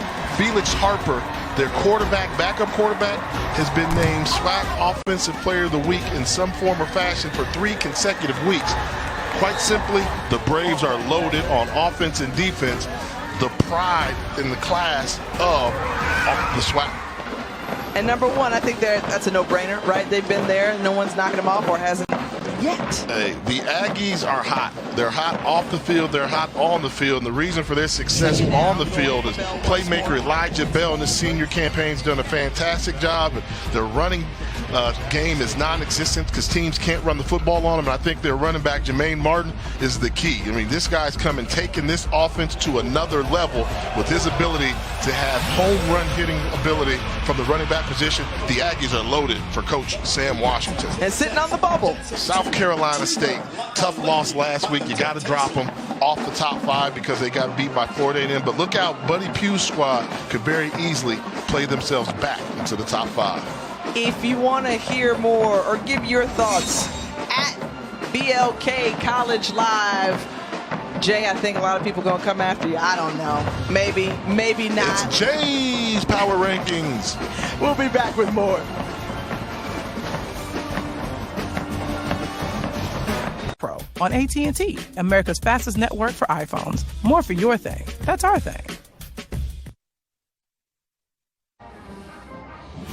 Back here at the half at Rice-Totten Stadium in Itta, Mississippi, as we say hello and welcome back in. Jay Walker, Tiffany Green. It's about that time for Give Me 5. All right, Mississippi Valley State, got to show them some love. Got to show them some love. And how about this? The legends from Mississippi Valley State, the people that built this program here, down here in Itta. I think with number 5, you got to go with Vincent Brown. If people don't know him, one of the most underrated linebackers in the NFL. The Undertaker. I played with him in the New England Patriots. Oh, he was a man amongst boys. He played down here at Mississippi Valley State. Number 4, giving him a lot of love because he's giving back to this program the right way. NFL cornerback Ashley Ambrose played his collegiate football down here for the Delta Devils. He was a good one in the NFL. Number 3, I got to go quarterback. You know that, Tiff. And Parnell Dickens doesn't get his credit he deserves. He's a Black College Hall of Famer, record-setting quarterback when he played for the Delta Devils. He was a special talent many people don't know about. Congratulations to him being inducted to the Black College Football Hall of Fame a season ago. And number 2, you're going to stick with quarterbacks? Got to stick with him. Willie Totten. I love his nickname, though. One of the best nicknames in all of college football history. Satellite. If you're a quarterback, your name is Satellite, you know you can throw the rock. Willie Totten is number 2. Satellite Express, but that connection wouldn't be complete without a wide receiver by the name of maybe the greatest of all time. And down here, you know what they called him? World. Because Jerry Rice was all world when he played for Mississippi Valley State, went on to become the greatest wide receiver in the history of the National Football League. It didn't stop. When he had gunslinger Archie Cooley as his coach, along with Totten, the Satellite Express was getting things done. You got to know about them. Not quite making it on the bubble. How you going to keep a Hall of Famer off? But Deacon Jones, because he only went here for 2 seasons, and then also, many people don't know this, Sam Washington, head football coach, North Carolina A&T, played his college football here at Mississippi Valley State. A fantastic list for sure, and some more terrific football action on the way. Come back with us here to the Delta. The most from your amazing new iPhone 11 Pro on AT&T, America's fastest network for iPhones. More for your thing. That's our thing. To the tune of Mariah Carey's Hero, directed by director bands Dr. In the heart of the Mississippi Delta, it's the Delta Devils on top, 21-7 back here at the half. You see the mean green marching machine on the field.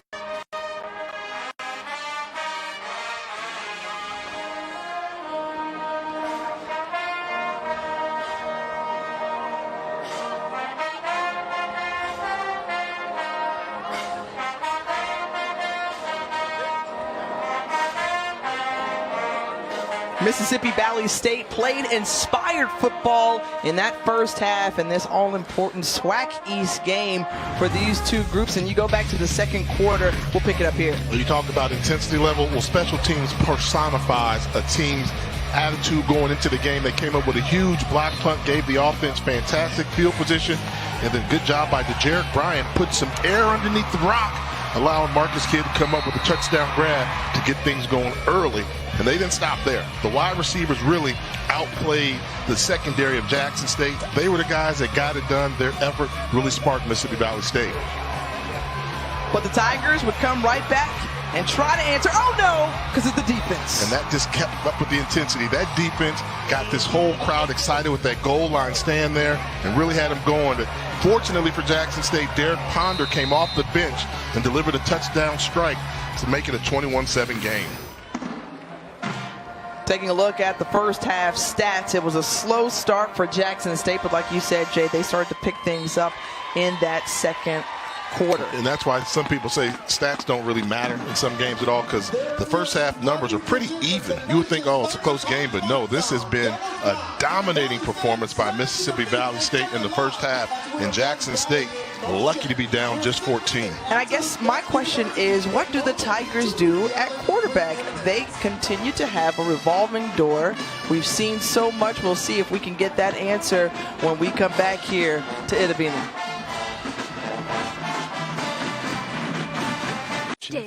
Get the most from your amazing new iPhone 11 Pro on AT&T, America's fastest network for iPhones. More for your thing. That's our thing.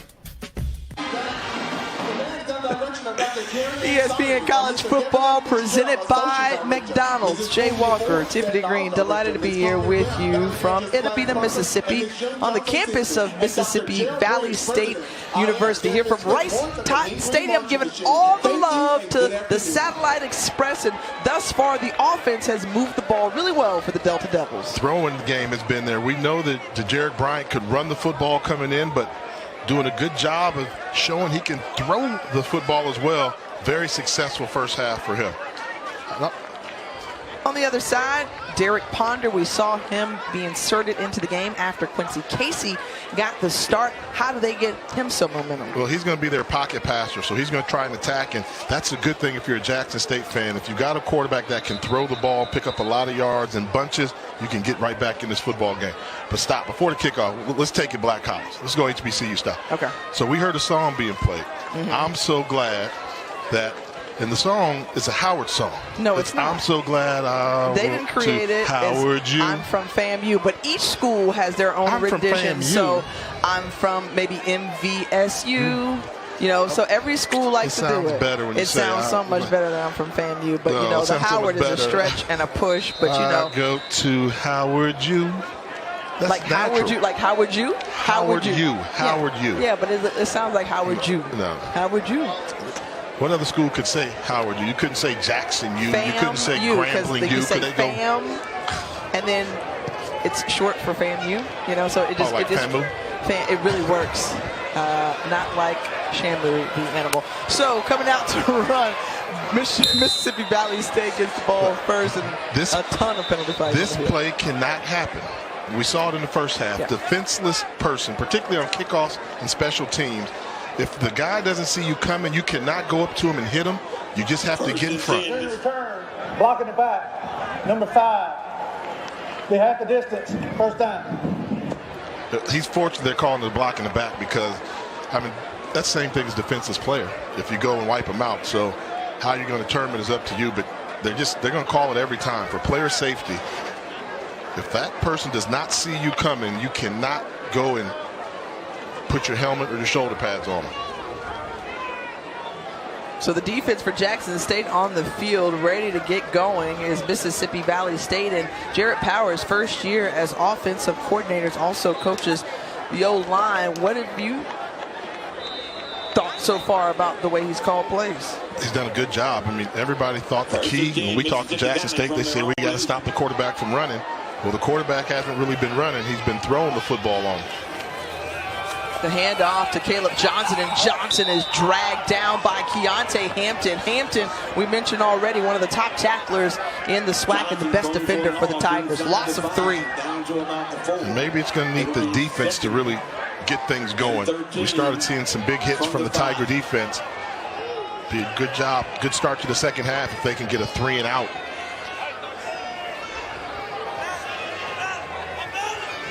Now 2nd and 13, deep in their own territory.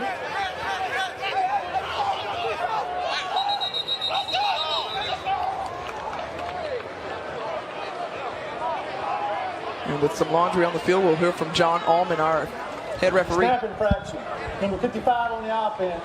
They half the distance, 2nd down. Second time we've seen Shaquedrick Ross the center with a snap infraction.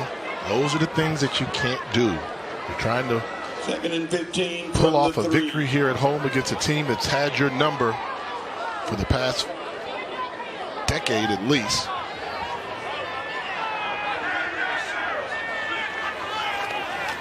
Bryant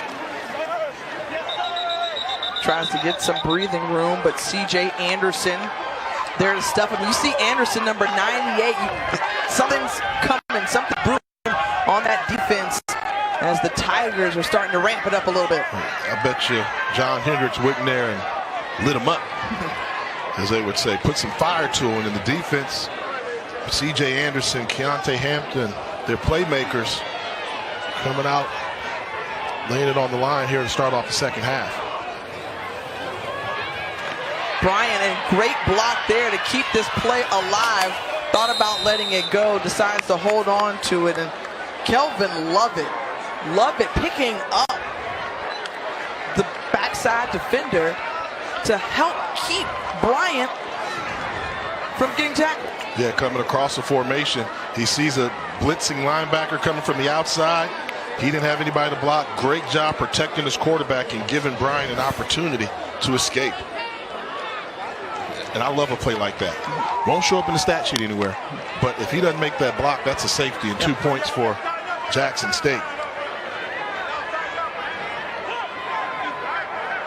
Delta Devils on the punt once more. Jackson State with a chance to get great field position. Warren Newman receives it while he's going. Good momentum going forward down the sideline. Warren Newman in for the score! 37-yard punt return for a touchdown. Jackson State answers right back here in this second half. Don't count the Tigers out just yet. Strike up the band. Good job of fielding this punt on the run to ensure great field position, and the rest just some outstanding individual moves, setting up his blockers and able to finish off the run. And look out, the Tigers have arrived here in Itta, Mississippi, finally. And you see the celebration with his teammate afterward. Gets the belt. The champ is here, at least after that play. And you said John Hendrick may have said a thing or two to his team, and they came out showing that they were fired up. Put that fire to them. And this could be a statement type game for them if they can come out and continue to play at this high level in the second half.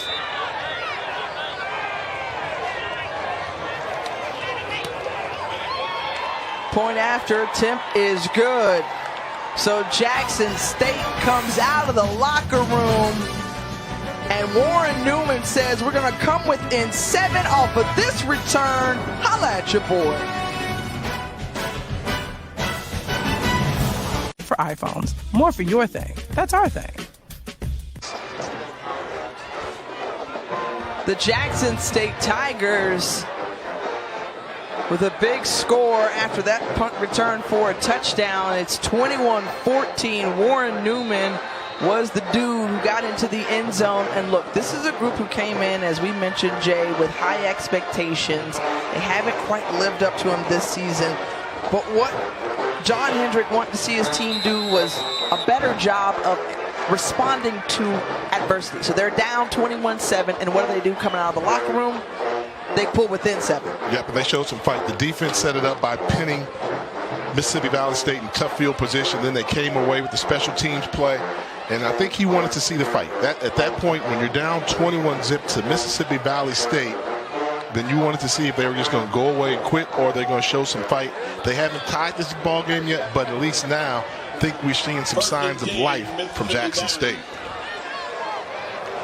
To Jarek Bryant back on the field with this Delta Devils offense, man in motion.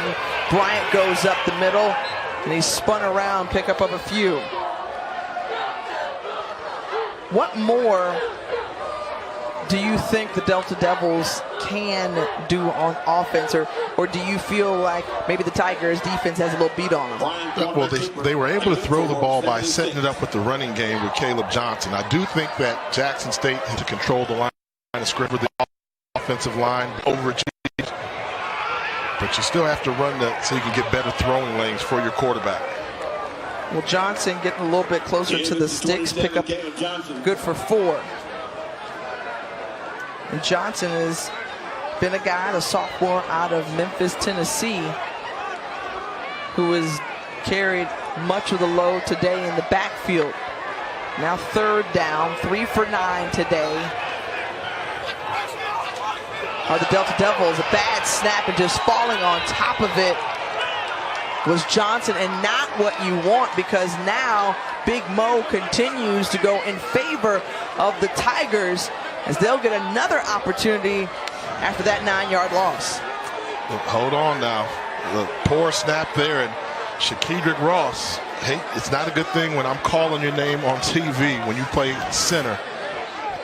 And that's a poor snap right there. And now I know people start to say, is this the same old Valley? And now it's time for head coach Vince Dancy to get his team fired up again. Newman with that 37-yard touchdown after that last punt. Just a second special teams punt return for a touchdown, and here he decides to signal for the fair catch.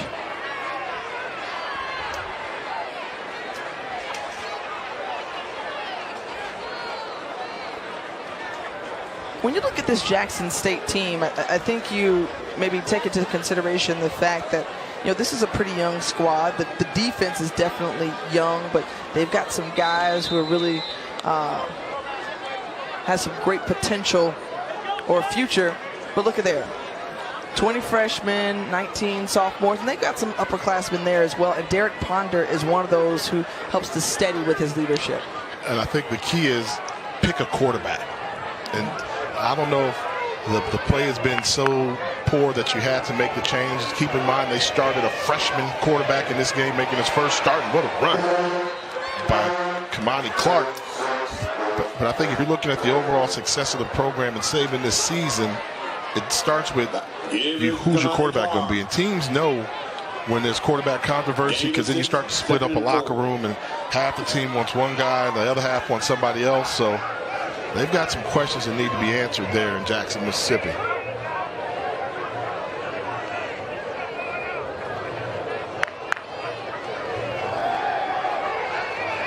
Ponder sees big number 92, Jerry Garner, in his face. Another sack today for the Delta Devils DN.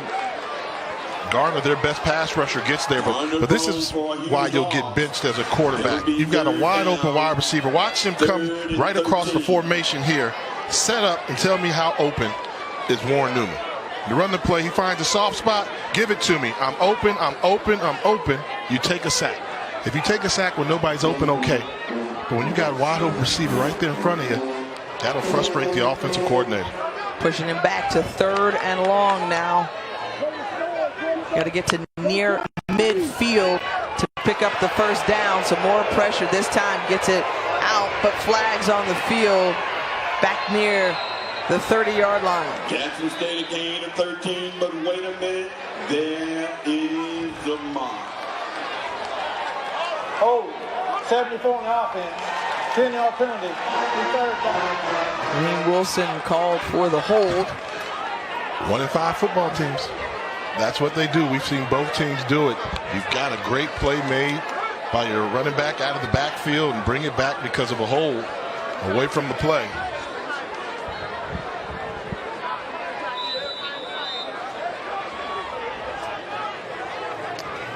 Now if you're Derek Ponder, you have to realize chances of you getting this first down are pretty slim and none. Ball security. Don't force a throw. You can't take a risk here that you don't need to take unnecessarily, the likes of an interception or something of that nature.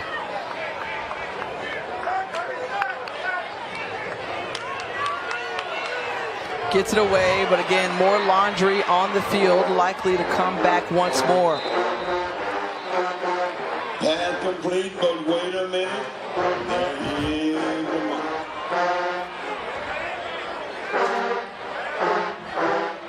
So on consecutive plays, we've seen penalty markers come out. John Allman take it away. 75 on the offense. That penalty's declined. Be 4th down. Called on the big right guard, number 75, Kenneth Mouton. This is Mouton here. Let's take a look and see. Is he guilty as charged? Oh, yeah. A little takedown. Got turned inside out just to pull him down right away. Surprised they didn't take that penalty. Back him up. A game like this is now a 1-score game. Field position becomes so much more important.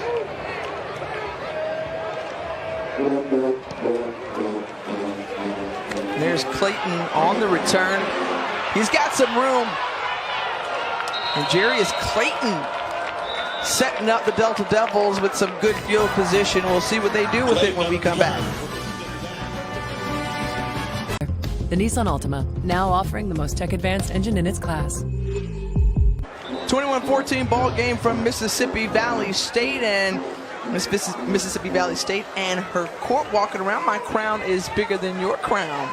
Is her crown bigger than the crown you used to have? Yeah, it's much bigger. Because you were orange and green queen. Queen of orange and green. I got the colors right. Okay, but they got a little bling. He's got to work on that wave, though. He's got to work on the wave. Look, it's a long lap around in these suits, a little warm outside, you know. Man might get a little tired. Caleb Johnson nice cut on the carry up the middle, and Caleb Johnson had been the guy in this offense. Even though Bryant has thrown 3 touchdowns, it's been Johnson who is powering them on the ground. Pickup of 22. They like that look. They're probably going to go back to the same play. Once more, instead a hard hit delivered to him this time by Keontae Hampton. Yeah, Hampton knew they were running the same play, but this is a great job of the vision. Look, look, look. One cut. Get upfield in a hurry. Nice vision. The ability to change directions. Big running play for the Delta Devils. And this is a big drive here for the Delta Devils, given the fact that they only hold a 7-point lead. As a flag comes out late, you want to try to tack on a little bit more here if you can. I think you're exactly right. I mean, the fact is they've given up 14 unanswered points. They were up 21-0. Now it's a 1-score game. They're going to be ineligible linemen downfield.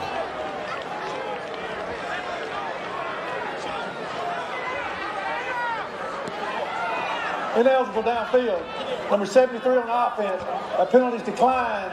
Be 3rd down.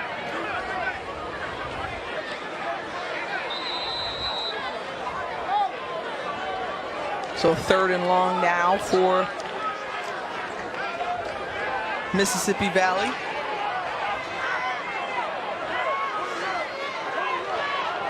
Continue to play man-to-man coverage. They're going to bring blitz. No free safety in the middle of the field. That means the blitz is coming. As a quarterback, you know you can't hold on to the ball that long. Find your best matchup. And perhaps Vincent Dancy and his coaching staff didn't see something that they liked, so they decided to spin their first time out of the second half. They saw that blitz was coming. The key is when you're going to see that much man-to-man coverage or the blitz, what hurts it? Crossing routes. If I can run a slant route, you don't want to settle for throwing the ball up down the field. They blitz you to make you just try to settle for a long incompletion down the field on the sideline. So I'm looking for a one-on-one matchup, and you tell a guy, one move and then get open. That's why, like Tom Brady security blanket is always the guys like the Wes Welkers. Those guys there, you want to blitz them, one step, they're open quickly. So I think that's what you have to have called in your play selection right now in anticipation that they're still going to bring the blitz. Well, the 2 guys who caught a couple of touchdown passes to the top of your screen, and Jarius Clayton, number 8, and number 81, Marcus Kidd. Rolling out to his right and going in the wrong direction, just heaving it away and out of bounds. Do you like that decision by Bryant at the end of the day? Not really. I mean, if the blitz was coming there, they didn't attack the blitz. They got attacked by the blitz, where I thought that at least he got rid of the football, didn't take a sack. But take advantage of some of these matchups. I mean, Jackson State's got Jashawn Baker starting at cornerback, number 14. He's a true freshman. Test him. Get the ball up to somebody earlier. Hit him with a double move. But I'll tell you this, from what I just saw that last blitz, that won't be the last time we see Jackson State bring that blitz. Until Mississippi Valley State can show that they can stop it, they're going to see it over and over again. Trying to pin them deep. And a great punt and job done by the special teams as Justin Reed once more said, I knocked it out the park. Oh, man, he put a little English on that pitching wedge. Stuck it. Don't you love the celebration? Kickers are they're quirky dudes, man. Just call them quirky.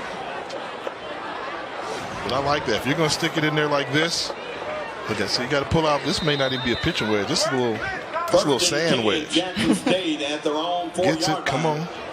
Come back to me. And got him. I got to work on that golf swing, though. He broke that front elbow. Got to keep it straight all the way across. Yeah. So the Tigers, deep in their own territory, tried to do a little misdirection. Reed on that run, pickup of a few. You said this in the first half, Jay, that Mississippi Valley State had the mindset of coming out aggressive.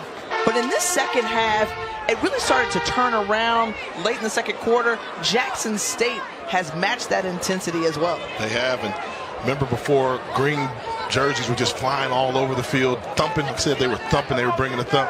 They haven't had a hard hit in a long time. And I think this is a team that plays off of hard hits, and they haven't had the opportunity to deliver that knockout blow. Ponder with pressure in his face, able to deliver it to D.D. Bowie, and Bowie past the sticks for the first down, brought down by Tadarius Davis. Once again, D.D. Bowie bails out Derek Ponder. And here's what I like about Bowie. Bowie comes back to the ball. He comes forward to get it. And that's why he's able to make the catch and almost run out of it. And picks up the first down for the Tigers. He, along with Warren Newman, the leading receivers for the Tigers, both somewhat active today on offense for the group as the ball carrier up ahead for one or two rather. And now what I'm curious to see, we're here in the second half. Now I think depth comes into play. I think Jackson State is a deeper team, so if they can get a long drive down the field and tie this thing up, probably because Mississippi Valley State folks are getting a little tired. They don't have the depth of Jackson State. Kimani Clark able to come out of that pile somehow, then turns on the Jets down the sideline, trying to show off a little 40 speed, and he stepped out of bounds. Mississippi Valley State very fortunate there because Clark had the end zone in his sights. Yeah, this is a good-looking freshman running back they have here. You'll see him have the patience, pulls away from the arm tackles, and watch his step and set up the move right there on Keontae Daniels. Daniels did not give up on the play, however, and able to bring him down. But those type of runs happen when players get tired, when you've been on the field for a while, when you don't have that depth that we were talking about in the previous play.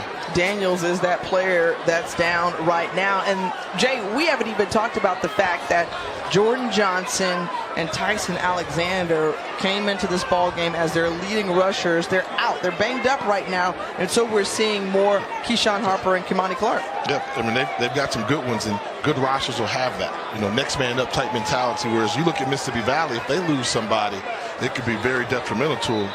And I say that to say the job that Mississippi Valley State is doing, Coach Dancy and the coach here, it's phenomenal because Mississippi Valley has 34 scholarships. 34 scholarships. Wow. At the FCS level, you have 63 scholarships. For him to have this team fighting with just 34 scholarships, I think Mississippi Valley State has to decide as an institution, are we doing a disservice to our football program and our student athletes by letting them go in there with one hand behind their back?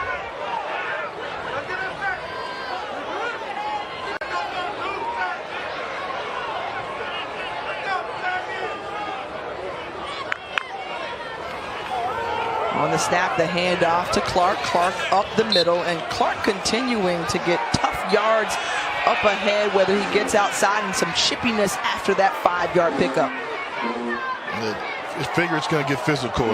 Slowly but surely, I'm starting to see Jackson State control the line of scrimmage in the running game. They're able to push them around a little bit, and Valley is having some trouble stopping this offensive line of Jackson State. And go back to that first half, only 95 yards on the ground. Again, starting to get that push and lean forward. Simple plays like that, but that's a statement.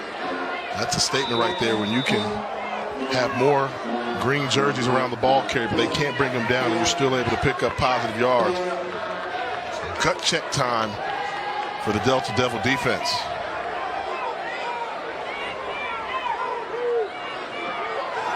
Third and short.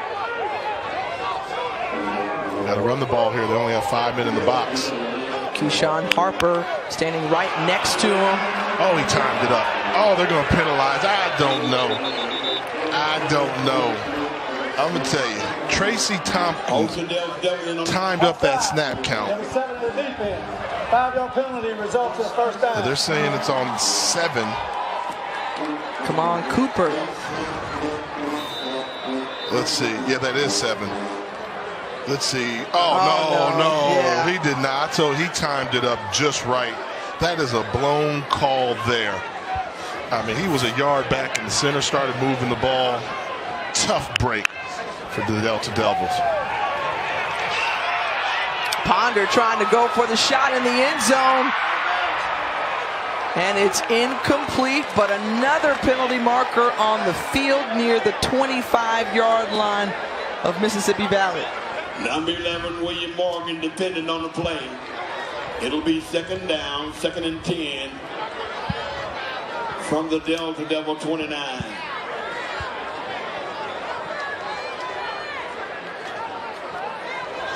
To the play, personal foul, unnecessary roughness, number 75 of the offense. The 15-yard penalty, second down. You said it earlier. They were getting chippy down there. And those are the types of plays that keep you up at night as a coach or give you a little more gray hairs because it's frustrating because it's unnecessary.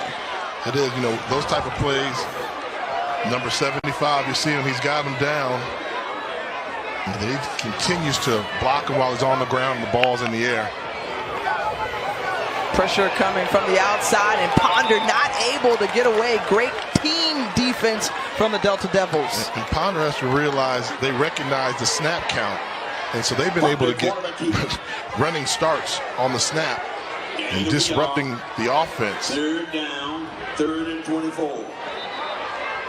And you can just see, with the intensity that both of these teams are playing with, it just means a little bit more, especially to Valley as they're starting to pick it up on defense.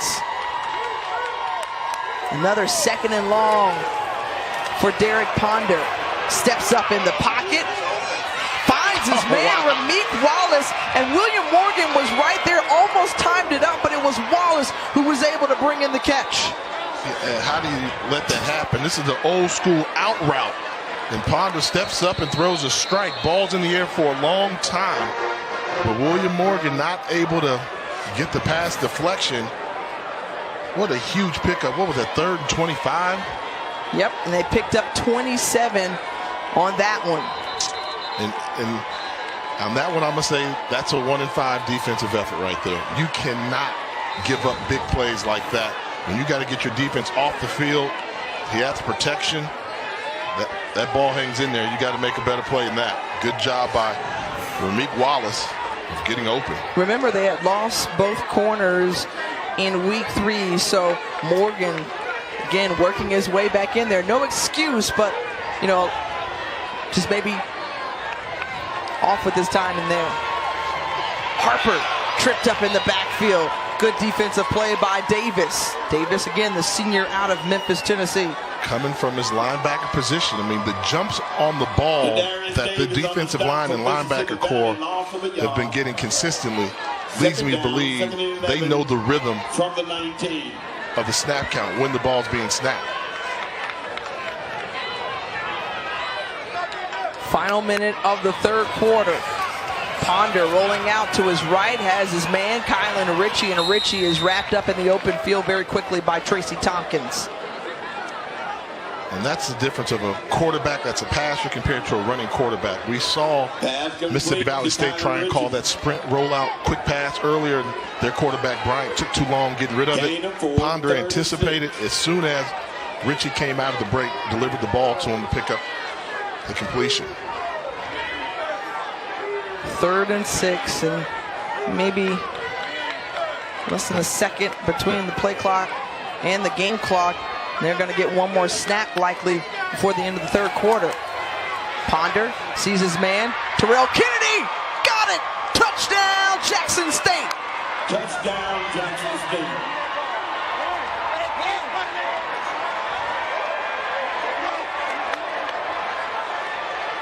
And the fans from Jackson liking what they see out of this second half effort from their Tigers.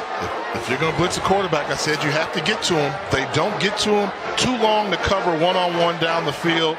Kennedy gets behind the defensive back, Jordan Brown, the freshman, for the score. And Jackson State with an opportunity to tie this up.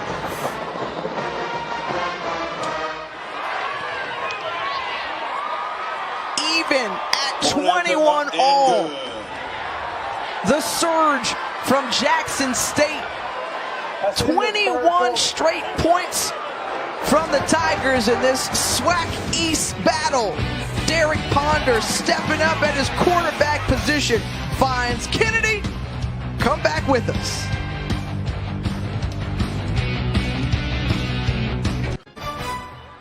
ESPN College Football is presented by McDonald's.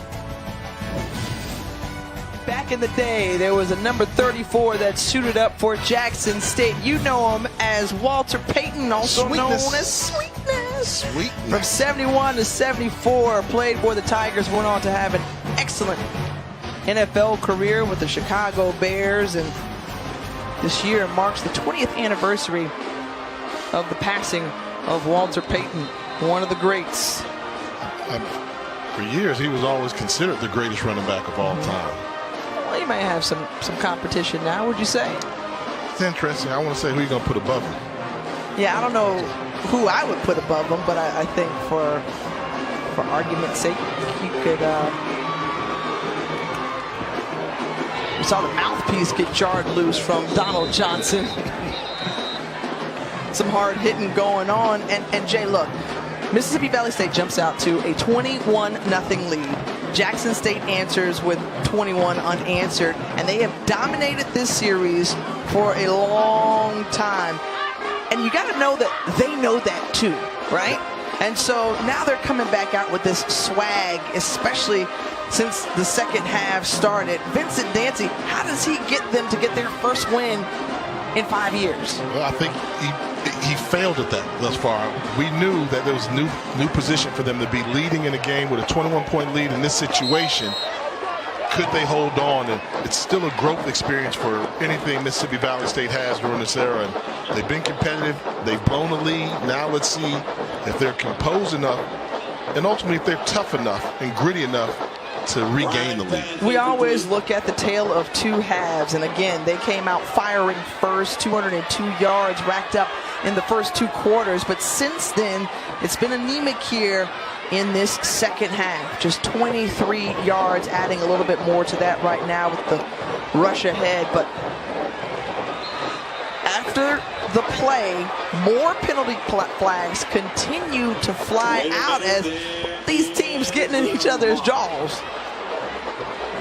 In the state of Mississippi, I mean, Jackson State's been the big dog. After the play, personal foul, unnecessary roughness, and the 3 on the defense. 15-yard penalty, automatic first down. And so Jackson State's been the big dog for decades in the state of Mississippi. Now the shift has been the team is Alcorn.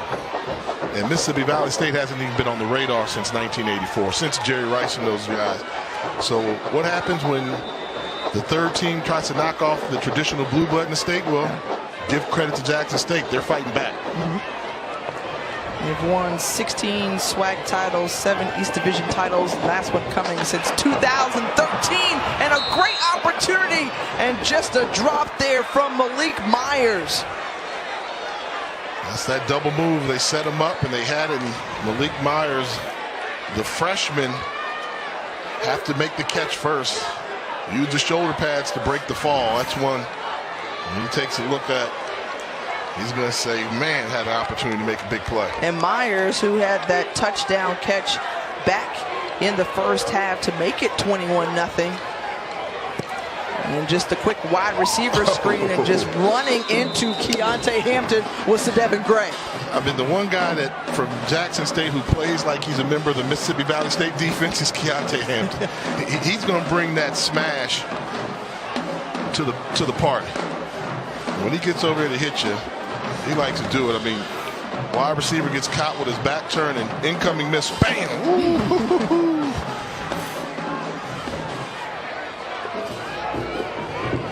Third down and the handoff to Caleb Johnson. Johnson has had good running today. And thinking about Keontae Hampton, I want to go back to him. From that linebacker position, Solomon Muhammad was picked as the preseason Defensive Player of the Year. How does he match up to Muhammad and some of the other good linebackers around the league? Muhammad's bigger. Muhammad has your traditional NFL frame, so he's got that legitimate NFL frame.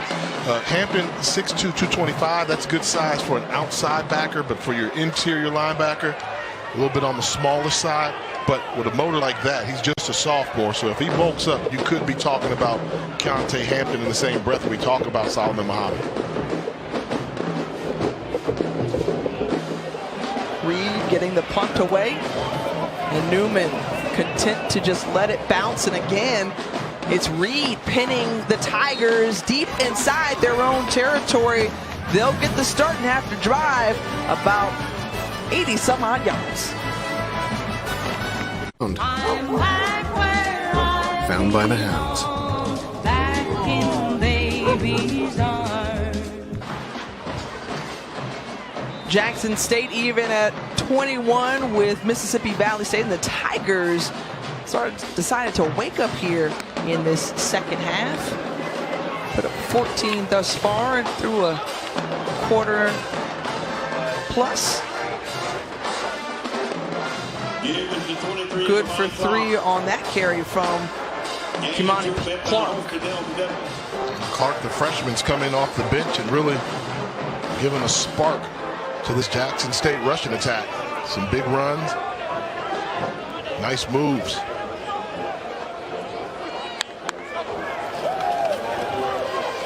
Ponder with the throw on the outside to Crowell. Crowell shakes a tackler, and that extra effort's good for a first down.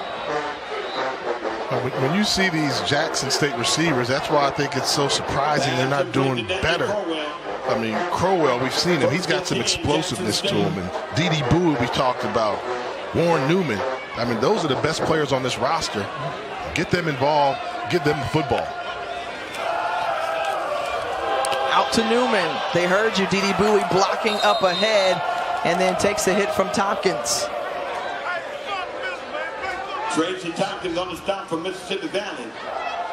But the key with that, it was a first down. And any offensive coordinator just wants positive yardage on first down. And you take enough of those little short passes behind line of scrimmage, sooner or later the defense will come up, and that's when you can go over the top.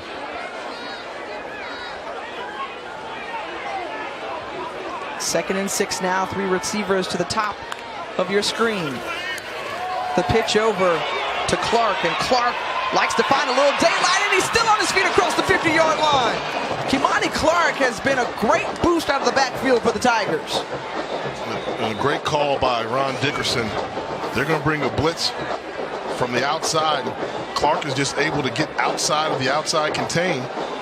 Good seal block on the outside for the wide receiver. And good vision of Kimani Clark. Good play. True freshman out of Ocala, Florida. They give him the ball once again.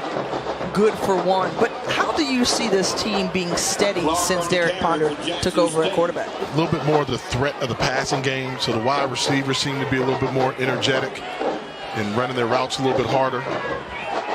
And I don't know if it's this Ponder or the words that came from Coach Hendrick at halftime, but it's definitely been a different Jackson State ball club in the second half. Helping to open up that run game. Now, 2nd and long. Ponder steps up, penalty marker on the field, and pass incomplete to Kylan Ritchie. But wait a minute, that is a mark.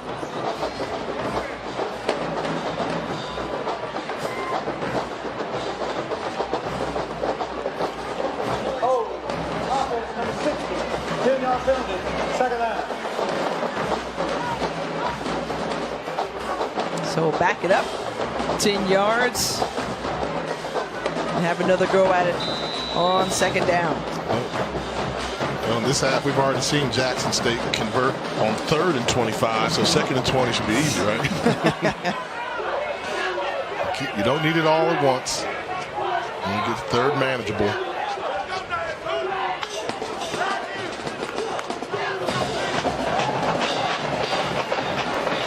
Step it up to deliver the throw, and it's intercepted! Brought in by Keontae Daniels.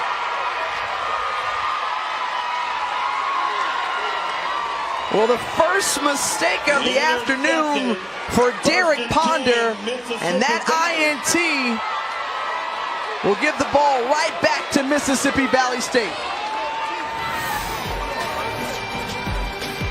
Keontae Daniels say, "I'll take them cookies." LOL, come on in. This is tech that helps you be there. The Nissan Altima, now offering the most tech-advanced engine in its class.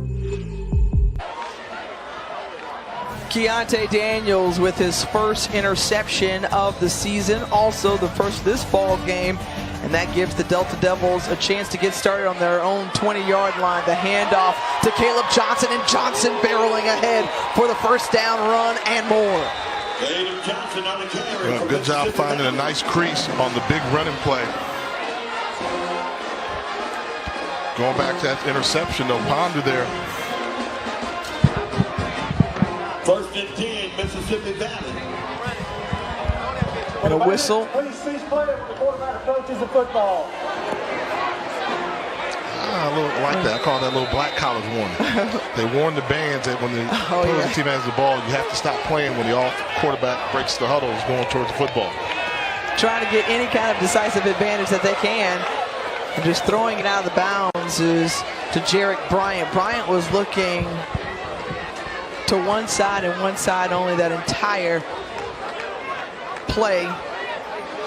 And that's something you don't do as a quarterback. The coordinator tells you if you're going to pick the single receiver side where I only have one person running the route and go away from the 3 receiver side, you better be right. Like Brian Billick used to always talk like, I don't need you to be 99% right. You got to be 100% right.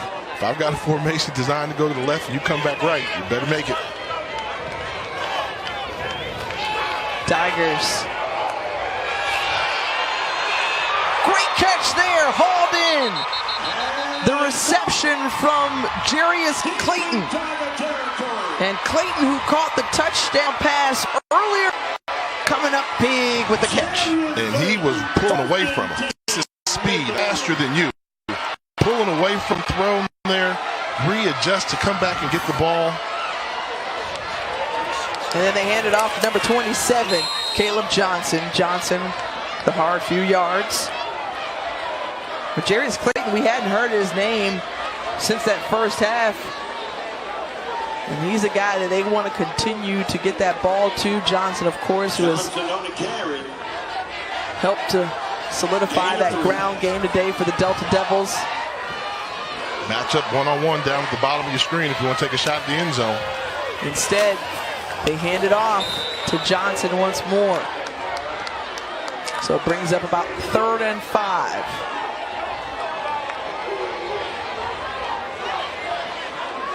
That's where you got to use the numbers. If I get one-on-one down here in the red zone with 6'5" Johnny Wilson, number 17, versus the tallest corner they've got for Jackson State, C.J. Holmes, number 3, 5 inches means a lot. See, man-to-man coverage, he's going with them across the formation. Looking for Wilson, but batted down. Good defense there up front.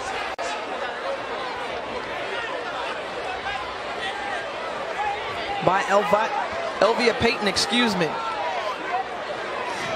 And coming across formation, he's got to find a place to throw it. And Payton was already in the air when he threw the ball, hit him in the chest. Payton, the true freshman out of New Orleans, Louisiana. Now Hayden Schuster on to attempt the 37-yard field goal. More importantly, could give Mississippi Valley State the lead. The kick is up, and it's able to sneak through. Wait a minute. It was definitely a penalty marker. Thought I saw a flag on the field. It looks like the Tigers might be celebrating. 91 to offense, 10-yard penalty, still be 4th down. Ouch. That hurts Mississippi Valley State. Here you kick the field goal, you could go up. Instead, a holding call, and it backs you up 10 yards. Points off the board. One of the most demoralizing things that can happen to a coach. And Schuster has only made one field goal this season. That would have been his second. Holding call, I don't know if he got a leg. Well, Vincent Dancy says he's going to give it a try. The ball at the 30-yard line. The longest this season for Hayden Schuster is 27. Watch the block. Jackson State's going to come after this. This one a 47-yard attempt. He missed it from this distance during pregame. Does he have enough leg? Just short. And the Tigers hold after Hayden Schuster comes up just a little bit in front of the goal post. Come back with us. Yeah. Do you love it? I do. I love it. Today is Bring in the Flavor, brought to you by McDonald's.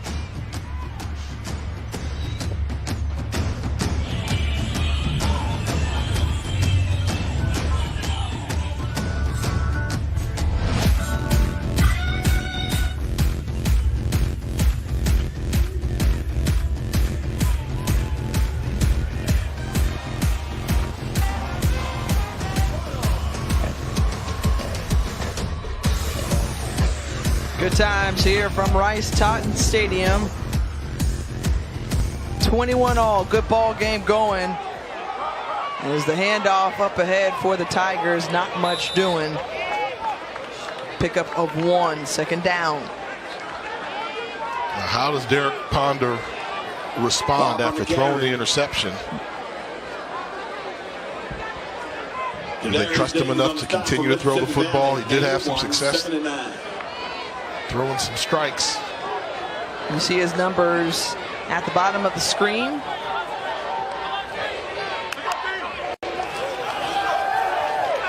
With time, and going to Crowell, and Crowell is hit big by Tracy Tompkins. Tompkins, the sure tackler there, pick up a 4. And I just like what the coaches said about him. He's as good as advertised. They said, well, just wait till you see him play. He's a difference maker for us. Always around the ball and nice instincts. 3rd down, 3rd and 5. And that's what they need, a little bit more of that thump that's been missing from his defense for a little while. Said a player who didn't get the recognition he may have deserved last year really turned the corner for this group from that nickel position, what they like to call star. Wide open, finds his man, Rameek Wallace. Wallace tiptoeing down the sideline, puts the ball out, and keeps the drive going, pushed out by Jamenta Shaw. Yeah, that was a good job schematically designing that play for the easy throw and catch, and good athleticism by Wallace to pick up some extra yards after getting the 1st down.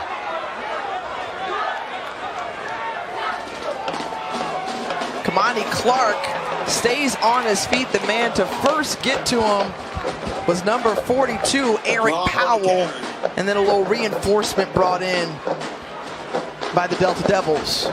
Lost 2 yards, 7 down. Now what I'm trying to see, Ponder, it's his choice here on the run. He gives it to him and good penetration behind the line of scrimmage. But coming up in passing situations, Ponder gives Jackson State the best opportunity of success stopping Mississippi Valley State from blitzing, because he burned them on the blitz earlier, so he's getting straight zone coverage. And then his face once again was Eric Powell. Nobody picked it up there. Getting straight through to the quarterback, he just throws it away.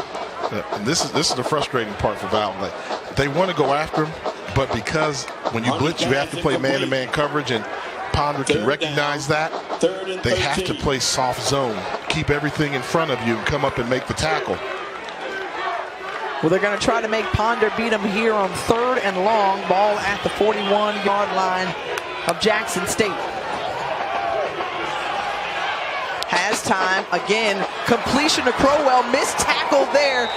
Could have been stopped short of the sticks by Jonathan Jones. Instead, Crowell gets the first down. Pickup of 16. Yeah, that's just poor zone defense. You can't allow your receiver to get to the point where he wants to go without putting a finger on him, and then you have to make the tackle.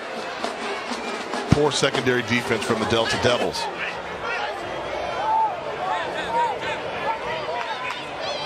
Four wide receivers, the handoff to Kamani Clark. Clark brought down by Tracy Tompkins, but we've seen Clark really be the workhorse today with a couple of banged up running backs for Jackson State. And it's amazing to me how reluctant defensive coordinator Derek Welch is to bring pressure on Ponder.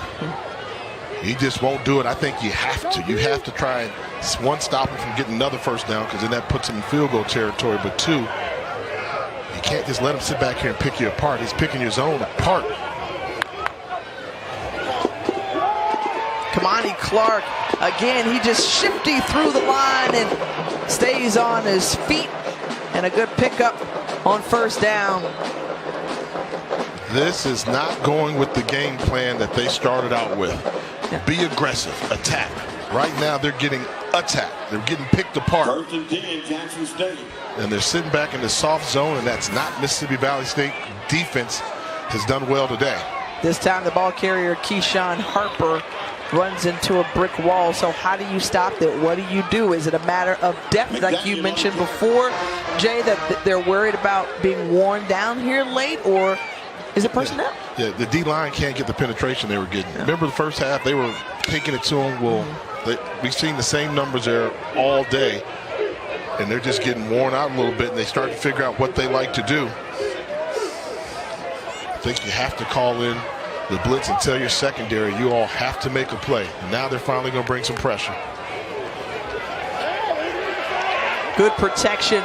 Ponder going for it. Didi Bowie was held up. And a couple of penalty flags fly out. Trementa Shaw was there on the coverage. And see, you had what you wanted. Remember I said earlier, if you're going to blitz, you want to go all deep and low completion percentage pass. But they got the penalty, they got a little mixed up. And they're talking about that ball landed like 4 yards out. So is this pass interference or holding? Let's see. Pass interference. Defense, number 2. 15-yard penalty. The automatic first down. If they call holding, yeah, but pass interference on a ball that landed 4 yards out of bounds, that's an uncatchable pass. Well, it moves Jackson State into the red zone. And they have a chance to take their first lead of the ball game if they can walk away with points on this drive late in the 4th quarter. Harper, the handoff, and picks up just a couple. Brought down by Vijay Soigné. Again, I think you have to go back to Mississippi Valley State led by 21 in this ball game. And they got stuck. Kari Lockley is the injured Delta Devil down. We'll step aside here from Rice-Totten Stadium with the score at 21-all.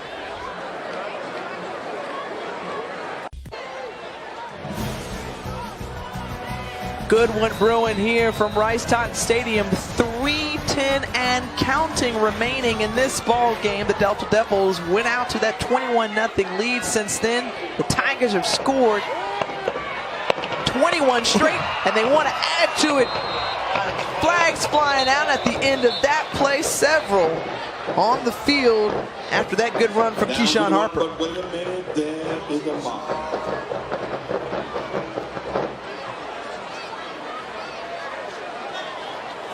Hold. 25 on the offense. 10-yard penalty. It's second down. Daniel Crowell called for the holding penalty.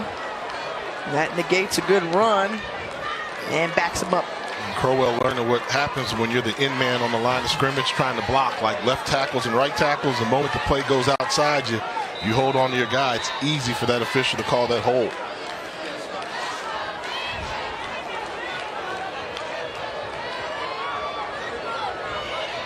Both teams at 1-5 on the season. Jackson State would love to walk away in a series that they've dominated over the years.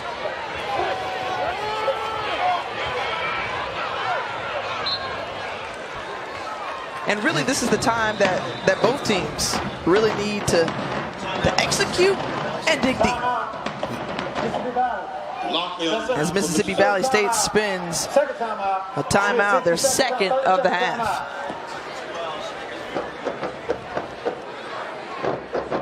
Well, as Valley sets up their defense, what does Jackson State do here?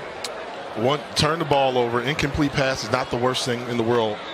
However, you don't want to rely on your kicker, so you absolutely can pick up a first down before you get into the end zone. So you want to reiterate ball security, make a right decision with the ball. I think they've had success when they throw the ball in the end zone, particularly to D.D. Bowie with that matchup. Give him a jump ball situation, maybe 50-50 ball, see if he can come down with it. And then I'm curious as to what Derek Welch, the defensive coordinator from Mississippi Valley, is going to do. I can understand why he plays so much zone, because the man-to-man coverage hasn't been there. Maybe he's protecting some weak links in the secondary, but at this point in the game, you need everybody around the football trying to collapse the pocket. You said pay attention to number 5, D.D. Bowie. And they're hiding him. So they're going to come out, see if they need to do a bunch formation. He's at the bottom of your screen. And instead, Jackson State calls a timeout. Come out of a timeout to another timeout.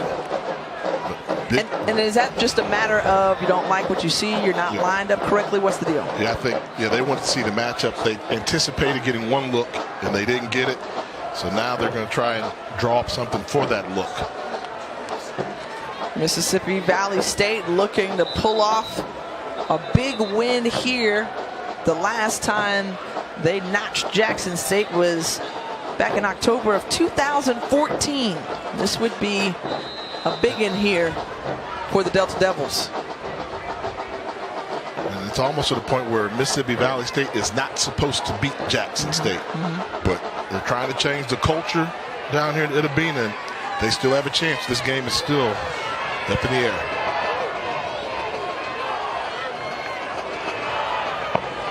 Ponder rolling to his left, looks for his man, and incomplete. So where they're set up now, Jay, this would be a 29-yard field goal attempt for Adrian Salazar. And one thing I will note, college football has wider hash marks than the NFL. The closer you get to the end zone, the more extreme the angle is. So this is an extreme. He's got to have the ability to pull this ball in. He can't just really kick it and let it go out there. He's pretty close on that right hash, so he's got to pull it and make sure he doesn't yank it. Salazar, the senior out of Charlotte, North Carolina, is 3 for 8 this season on field goal attempts, and this one is no good. And someone from the Delta Devils may have gotten a hand on that one.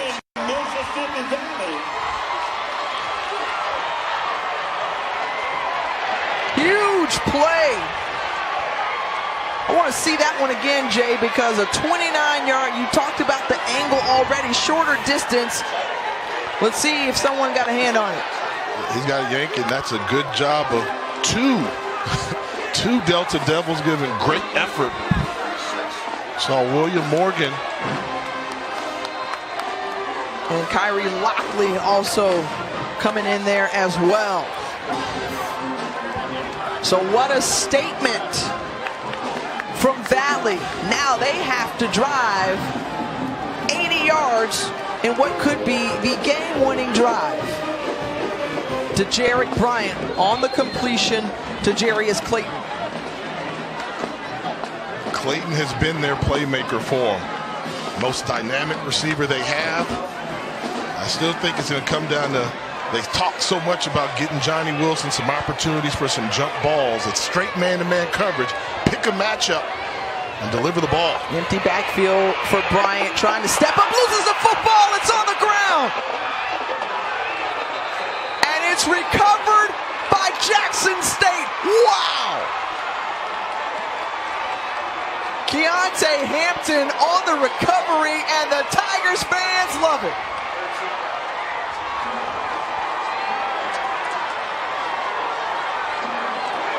So Keontae Hampton calls the fumble, and then Khalil Johnson comes up with it. And you see, ball security has to come at a premium. He tries to step up, and Hampton, that guy, makes that play. Ball's on the ground, they're not able to recover, and what a huge play for Jackson State defensively. And that has got to sting, because here you are, you come up with a huge play, block the field goal from 29 yards out. You have a chance to have the game-winning drive, and instead, the Tigers, who have dominated this series, showed their domination on that play, led by sophomore Keontae Hampton. The handoff to Kamani Clark. Clark, who has had success all day long, nearing the sticks, and a good run on first down. You want to get into the end zone? Do you have to? No, but you want to. And take the chance, run a little clock down. Keep in mind, you've got a field goal kicker. Salazar, he was, what, 2 of 5, so now he's 2 of 6. So it's no gimme.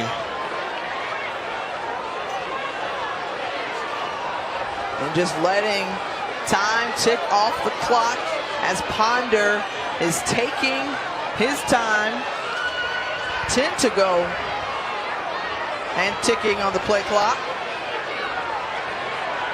You got to be careful before you have to spend a timeout. They're able to get it going. And Kamani Clark finds the end zone. The go-ahead score for the first time today. Jackson State has the lead.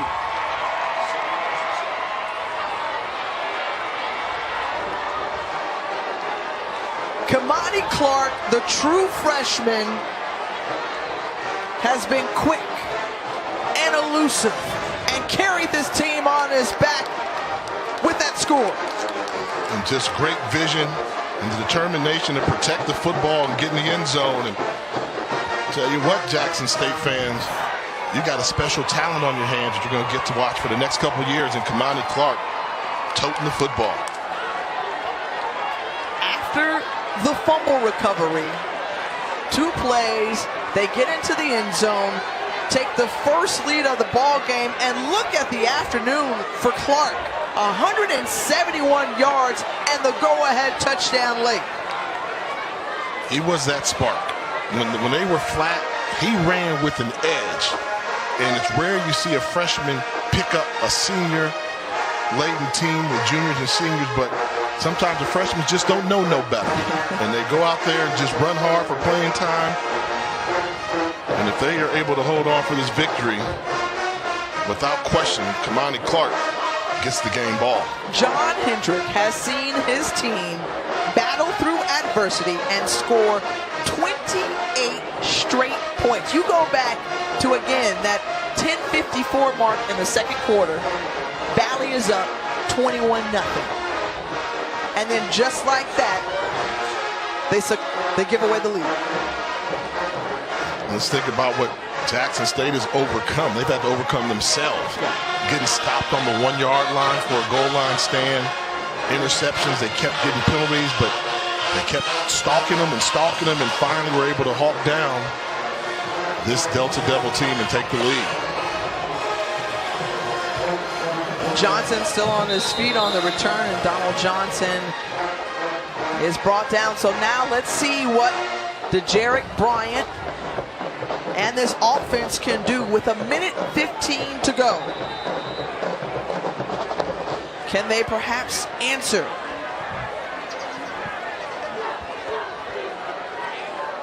They'll get some time to talk it over and think about it as a Jackson State player is down on the field.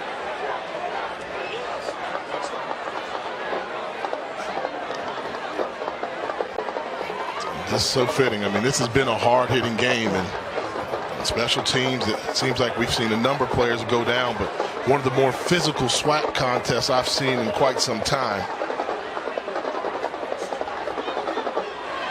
That's Daniel Crowell, one of the receivers. And look, both teams searching for their first win in conference. In the SWAC East, and we all know that this is one of the hardest road trips, according to many, to get to, and it'll be in Mississippi. And let's think about this. This game means more to Mississippi Valley than does Jackson State. Yes, it'll be Jackson State's first SWAC victory if they can get it, but they expected that. Coming with the pressure, and Bryant has some room to run. Bryant still down the sideline. What a move across midfield. And DeJarick Bryant, with his legs, kept that play alive.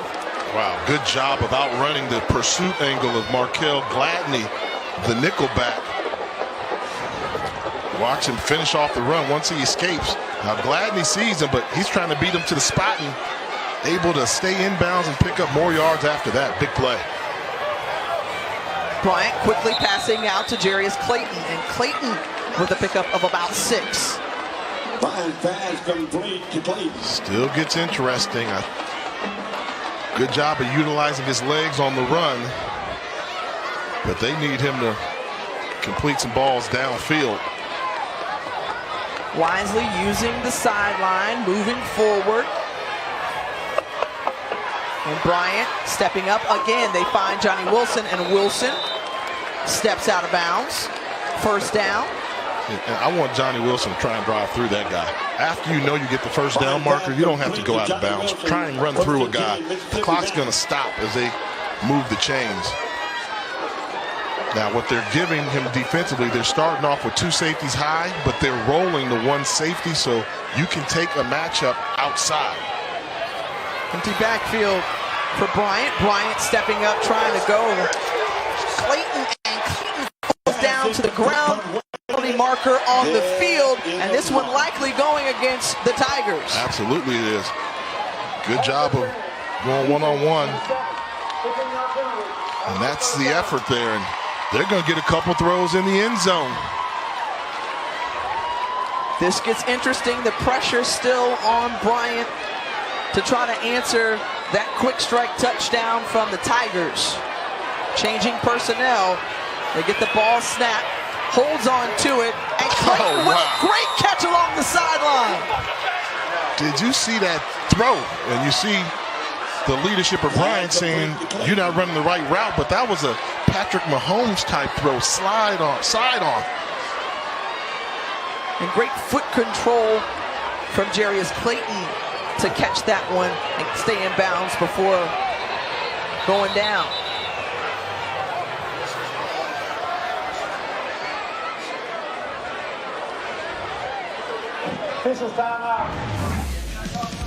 There's a lot of swings in this game, but you go back to this missed opportunity for the Tigers to take the lead, but on the next couple of plays, this is what happens. The fumble forced by Keontae Hampton, and then the Tigers get it. And then what do? You take advantage of it. They found a star in the making in Jackson and their running back able to get into the end zone and complete the momentum swing.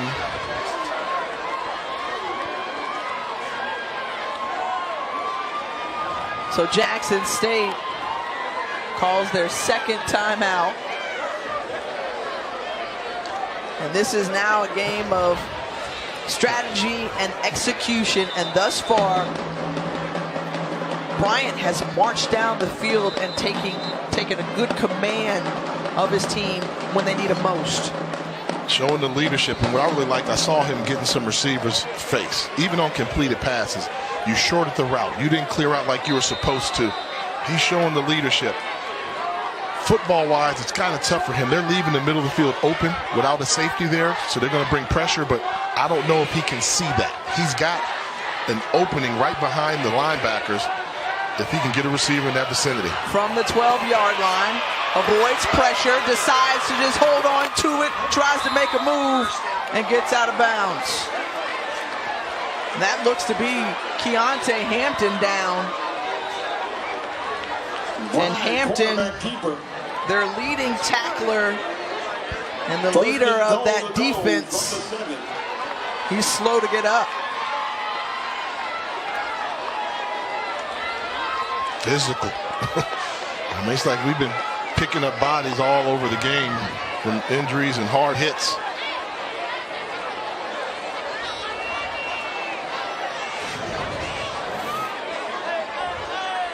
You see him going for the tackle. And Bryant tried to make a move, and not sure what got him down, but trainers are still looking at him. I thought it might have been a knee to the head when Bryant tried to jump, but it didn't look like that was the case, and he was able to brace his fall.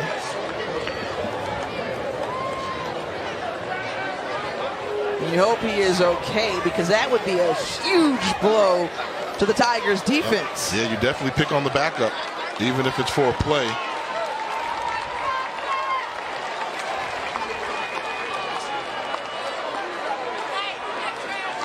So he's being helped off. Good to see him kind of jogging off now.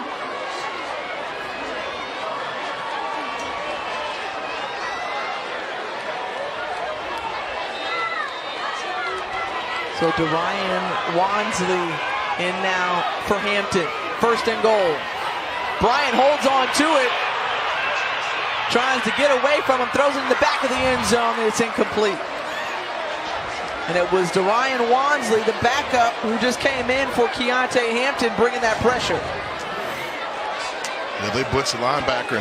That's an open receiver. But, you know, you might have heard me on the call. One thing I noticed about Bryant, he doesn't throw well rolling to his left. Had he been able to hit that pass in the Tennessee State game, they would have won. In that case there, you just can't roll them left. Doesn't seem to be that effective. Three receivers to his left. Bryant again being chased by Wansley, but Bryant into the end zone! DeJarick Bryant with the score late!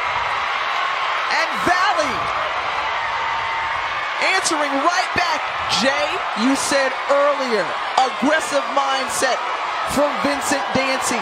What do you do here? You mean go for two? Oh, wow. No, you don't go for two. You're tempted. If you get a penalty, you do it. But how about DeJarick Bryant? He says, Jay Walker, I can't throw running to my left, but I sure can run going to my right. As he gets into the end zone untouched, gives his team an opportunity to tie it up. The extra point attempt, and it's good. Tie ball game here from Rice-Taunton Stadium. Oh boy.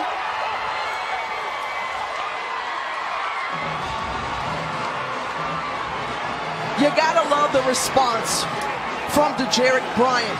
And in moments when they needed him most, you watched him grow up today. And it was his legs. That drive was all about the legs of DeJarick Bryant. Took some more risk with the football in order to buy time running. And oh yeah, go on celebrate with the fans. And you have to wonder if that's not Dorian Wansley at linebacker and that's Keontae Hampton. Is he able to turn the corner on Hampton, who had to leave the game because of an injury the play before? 5 years since Valley's last win against Jackson State. A win here today would mean so much, and they put themselves in position. Tie ball game, but there's still 23 seconds to go.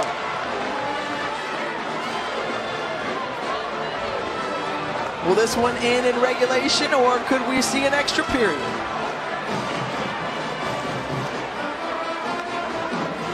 23 seconds remain. Your score, 28-28.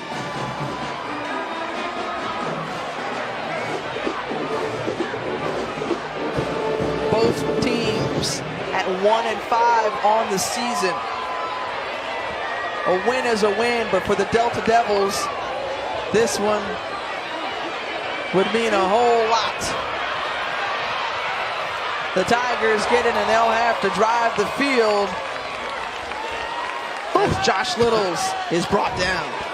You talk about these boys hitting out here? They've kept it consistent. Both teams physical. Jackson State still with the chance. They've got a long way to go. They've got 18 seconds to work with, one timeout, but John Hendrick has their best thrower in the game in Derek Ponder. But most defensive coordinators, when they become head coaches, play things a little bit closer to the vest than an offensive guy. I really doubt they take any serious chances with the football now in this situation. Ponder back to pass, finds Bowie in the middle of the field. The right idea, getting in the hands of your playmaker, brought down by Rod Silvestri. And Bowie slow to get up as the Tigers call their third and final timeout. You got 10 seconds left. You are 50 yards. You're not even in Hail Mary range for a field goal. I think at that point, wasted time out there. And I know people are going to say, well, why don't you draw up something crazy, a hook and ladder play and all that? Those things can backfire, and you don't want to lose a game on a play like that. I think it's been hard fought. You've got 10 seconds to go. I take a knee and say, hey, let's see if our depth advantage over Mississippi Valley State pays off in overtime.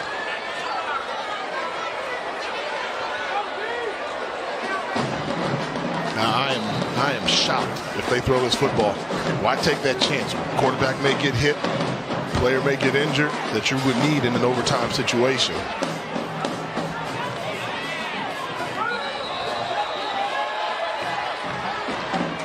Movement. It'll probably back the Tigers up. False start, number 6, offense, 5-yard penalty, is second down. So after that penalty, perhaps that will make it pretty clear and obvious that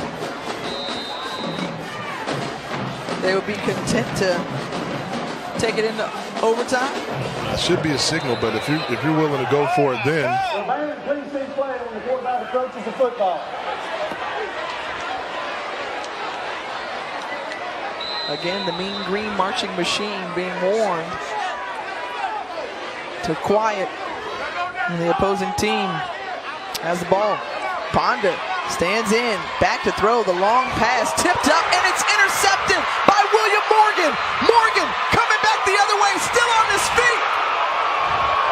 And that's how we end regulation here from Innovita. You said it could backfire because of things like this and the INT, and more importantly, it gives the momentum shift to Delta Devils. yes, it does, and does a good job of becoming a running back after getting the interception. Only thing you like Morgan to do is possibly get off the sideline. They had him pinned, cut back into the middle. Once you realize it's the last play of the game, and you know, play like that. Look, I appreciate you though, but get in the middle, cut back, do that. But that's and for Jackson State, think about it. What if there would have been a penalty on Jackson State during the return? You can't end the game with a penalty. So they would have gotten an opportunity for a potential game-winning field goal. But what a game. Let's not harp on the little mistakes they made. 28-28. These two teams fighting hard for their second victory of the year. But as we said earlier, Valley's fighting for more than just another victory on their schedule. They're fighting for state rights, for respectability, trying to say that these programs aren't that far away from each other. You think Jerry Rice is watching his boys with some pride. Jerry, if you're watching, check it out. You got to be proud of the fight that they've shown here. Absolutely. Valley jumped out to a 21-0 lead in that first half, and then Jackson State just decided to say, enough of this. Scored 28 unanswered points, and then in that last minute and a half, minute and 40 seconds, it got really entertaining. A couple of TDs between both of the teams, and that's how we find ourselves going to overtime with the score 28-28.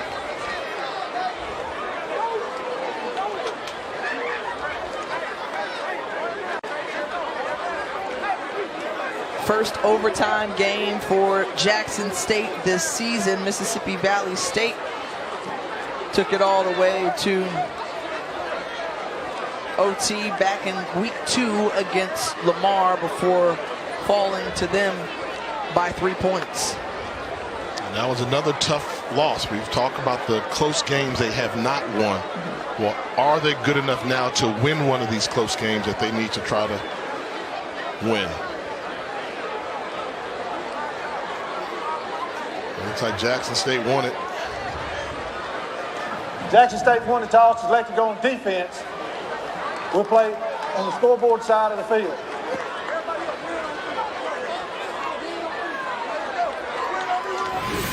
Well, regulation couldn't get it done. Exciting into the fourth quarter, but we've got more football to play here.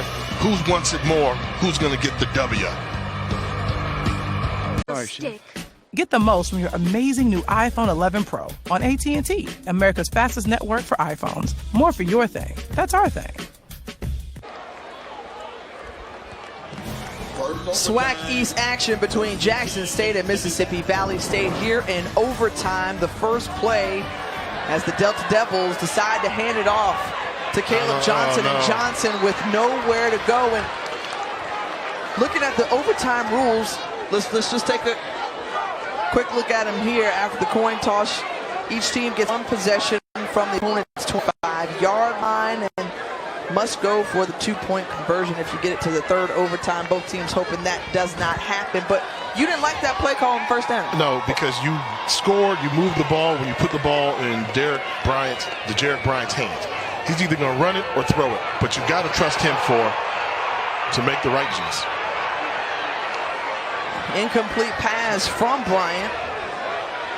Now third down. See, and if that would have happened on first down, I would have been okay. Incomplete pass, first down, we can live with that. But I don't like the decision to come out and run the ball. You had success when he was your running game, and then he had the ability to improvise as well as find somebody. Tiffany Green, Jay Walker with you.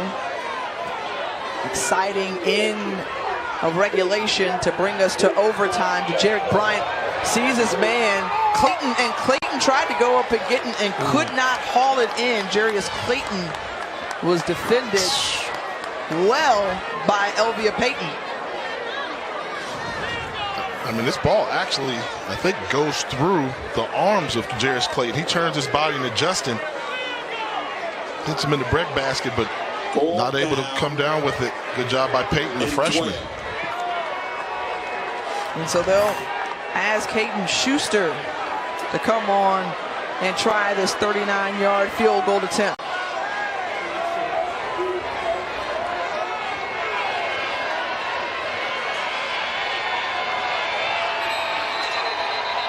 And Vincent Dancy says, I need to talk it over with my crew.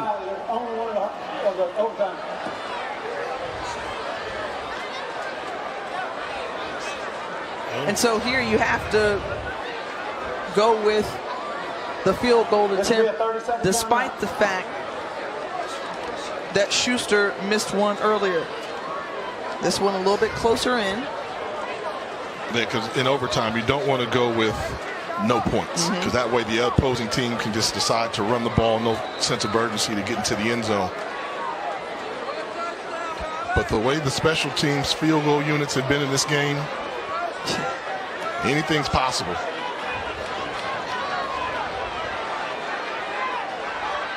This would be the longest field goal of the season for Schuster, and likely the biggest of his young career. 44 yards, and it doesn't have enough leg.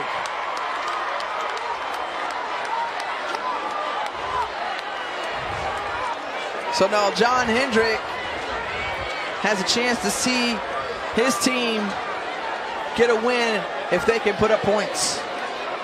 Kamani Clark. Kamani Clark. And Kamani Clark should get the ball on this drive here. And the Tigers celebrating after that miss, and John Hendricks like, yeah, I'm happy about that too. We talked about Kamani Clark, 171 yards on the ground, an all-time freshman rushing record at Jackson State. He's to the left of Ponder. He gets the ball up the middle and quickly brought down by the Delta Devils. Good run defense by Mississippi Valley State. However, I'm not abandoning that game plan of running the football. No gain, 2nd and 10.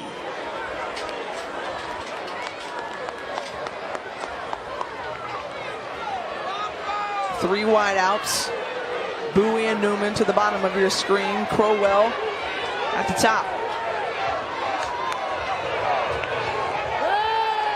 They get it to Kylan, try to get it to Kylan Ritchie, and it's tipped by Tadarius Davis. Davis batted that one down. Pass incomplete. Now you got to throw it again now. If you throw it on 2nd down, that situation, you have to throw it again. And what can they dial up? It's not going to be a great statistic day,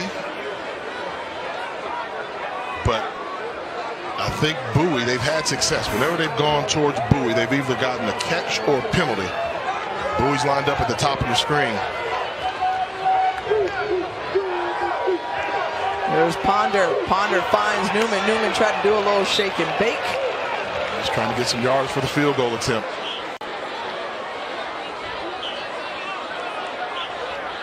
And now bringing up 4th down, and what would be a chip shot for Adrian Salazar. No chip shots in no this chip game. shots in this game, yeah. It would be a 34-yard attempt. And Jackson State This will be a 30-second timeout. with the timeout. They could talk it over, but they have the opportunity to win this ball game, pick up their 2nd win of the season, the 1st in the SWAC, and remain dominant over Valley.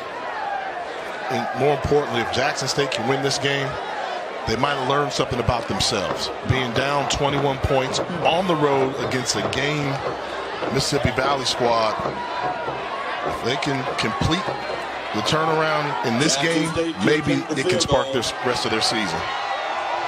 Missed a 29-yard attempt to try to end it in regulation here from 34 yards out.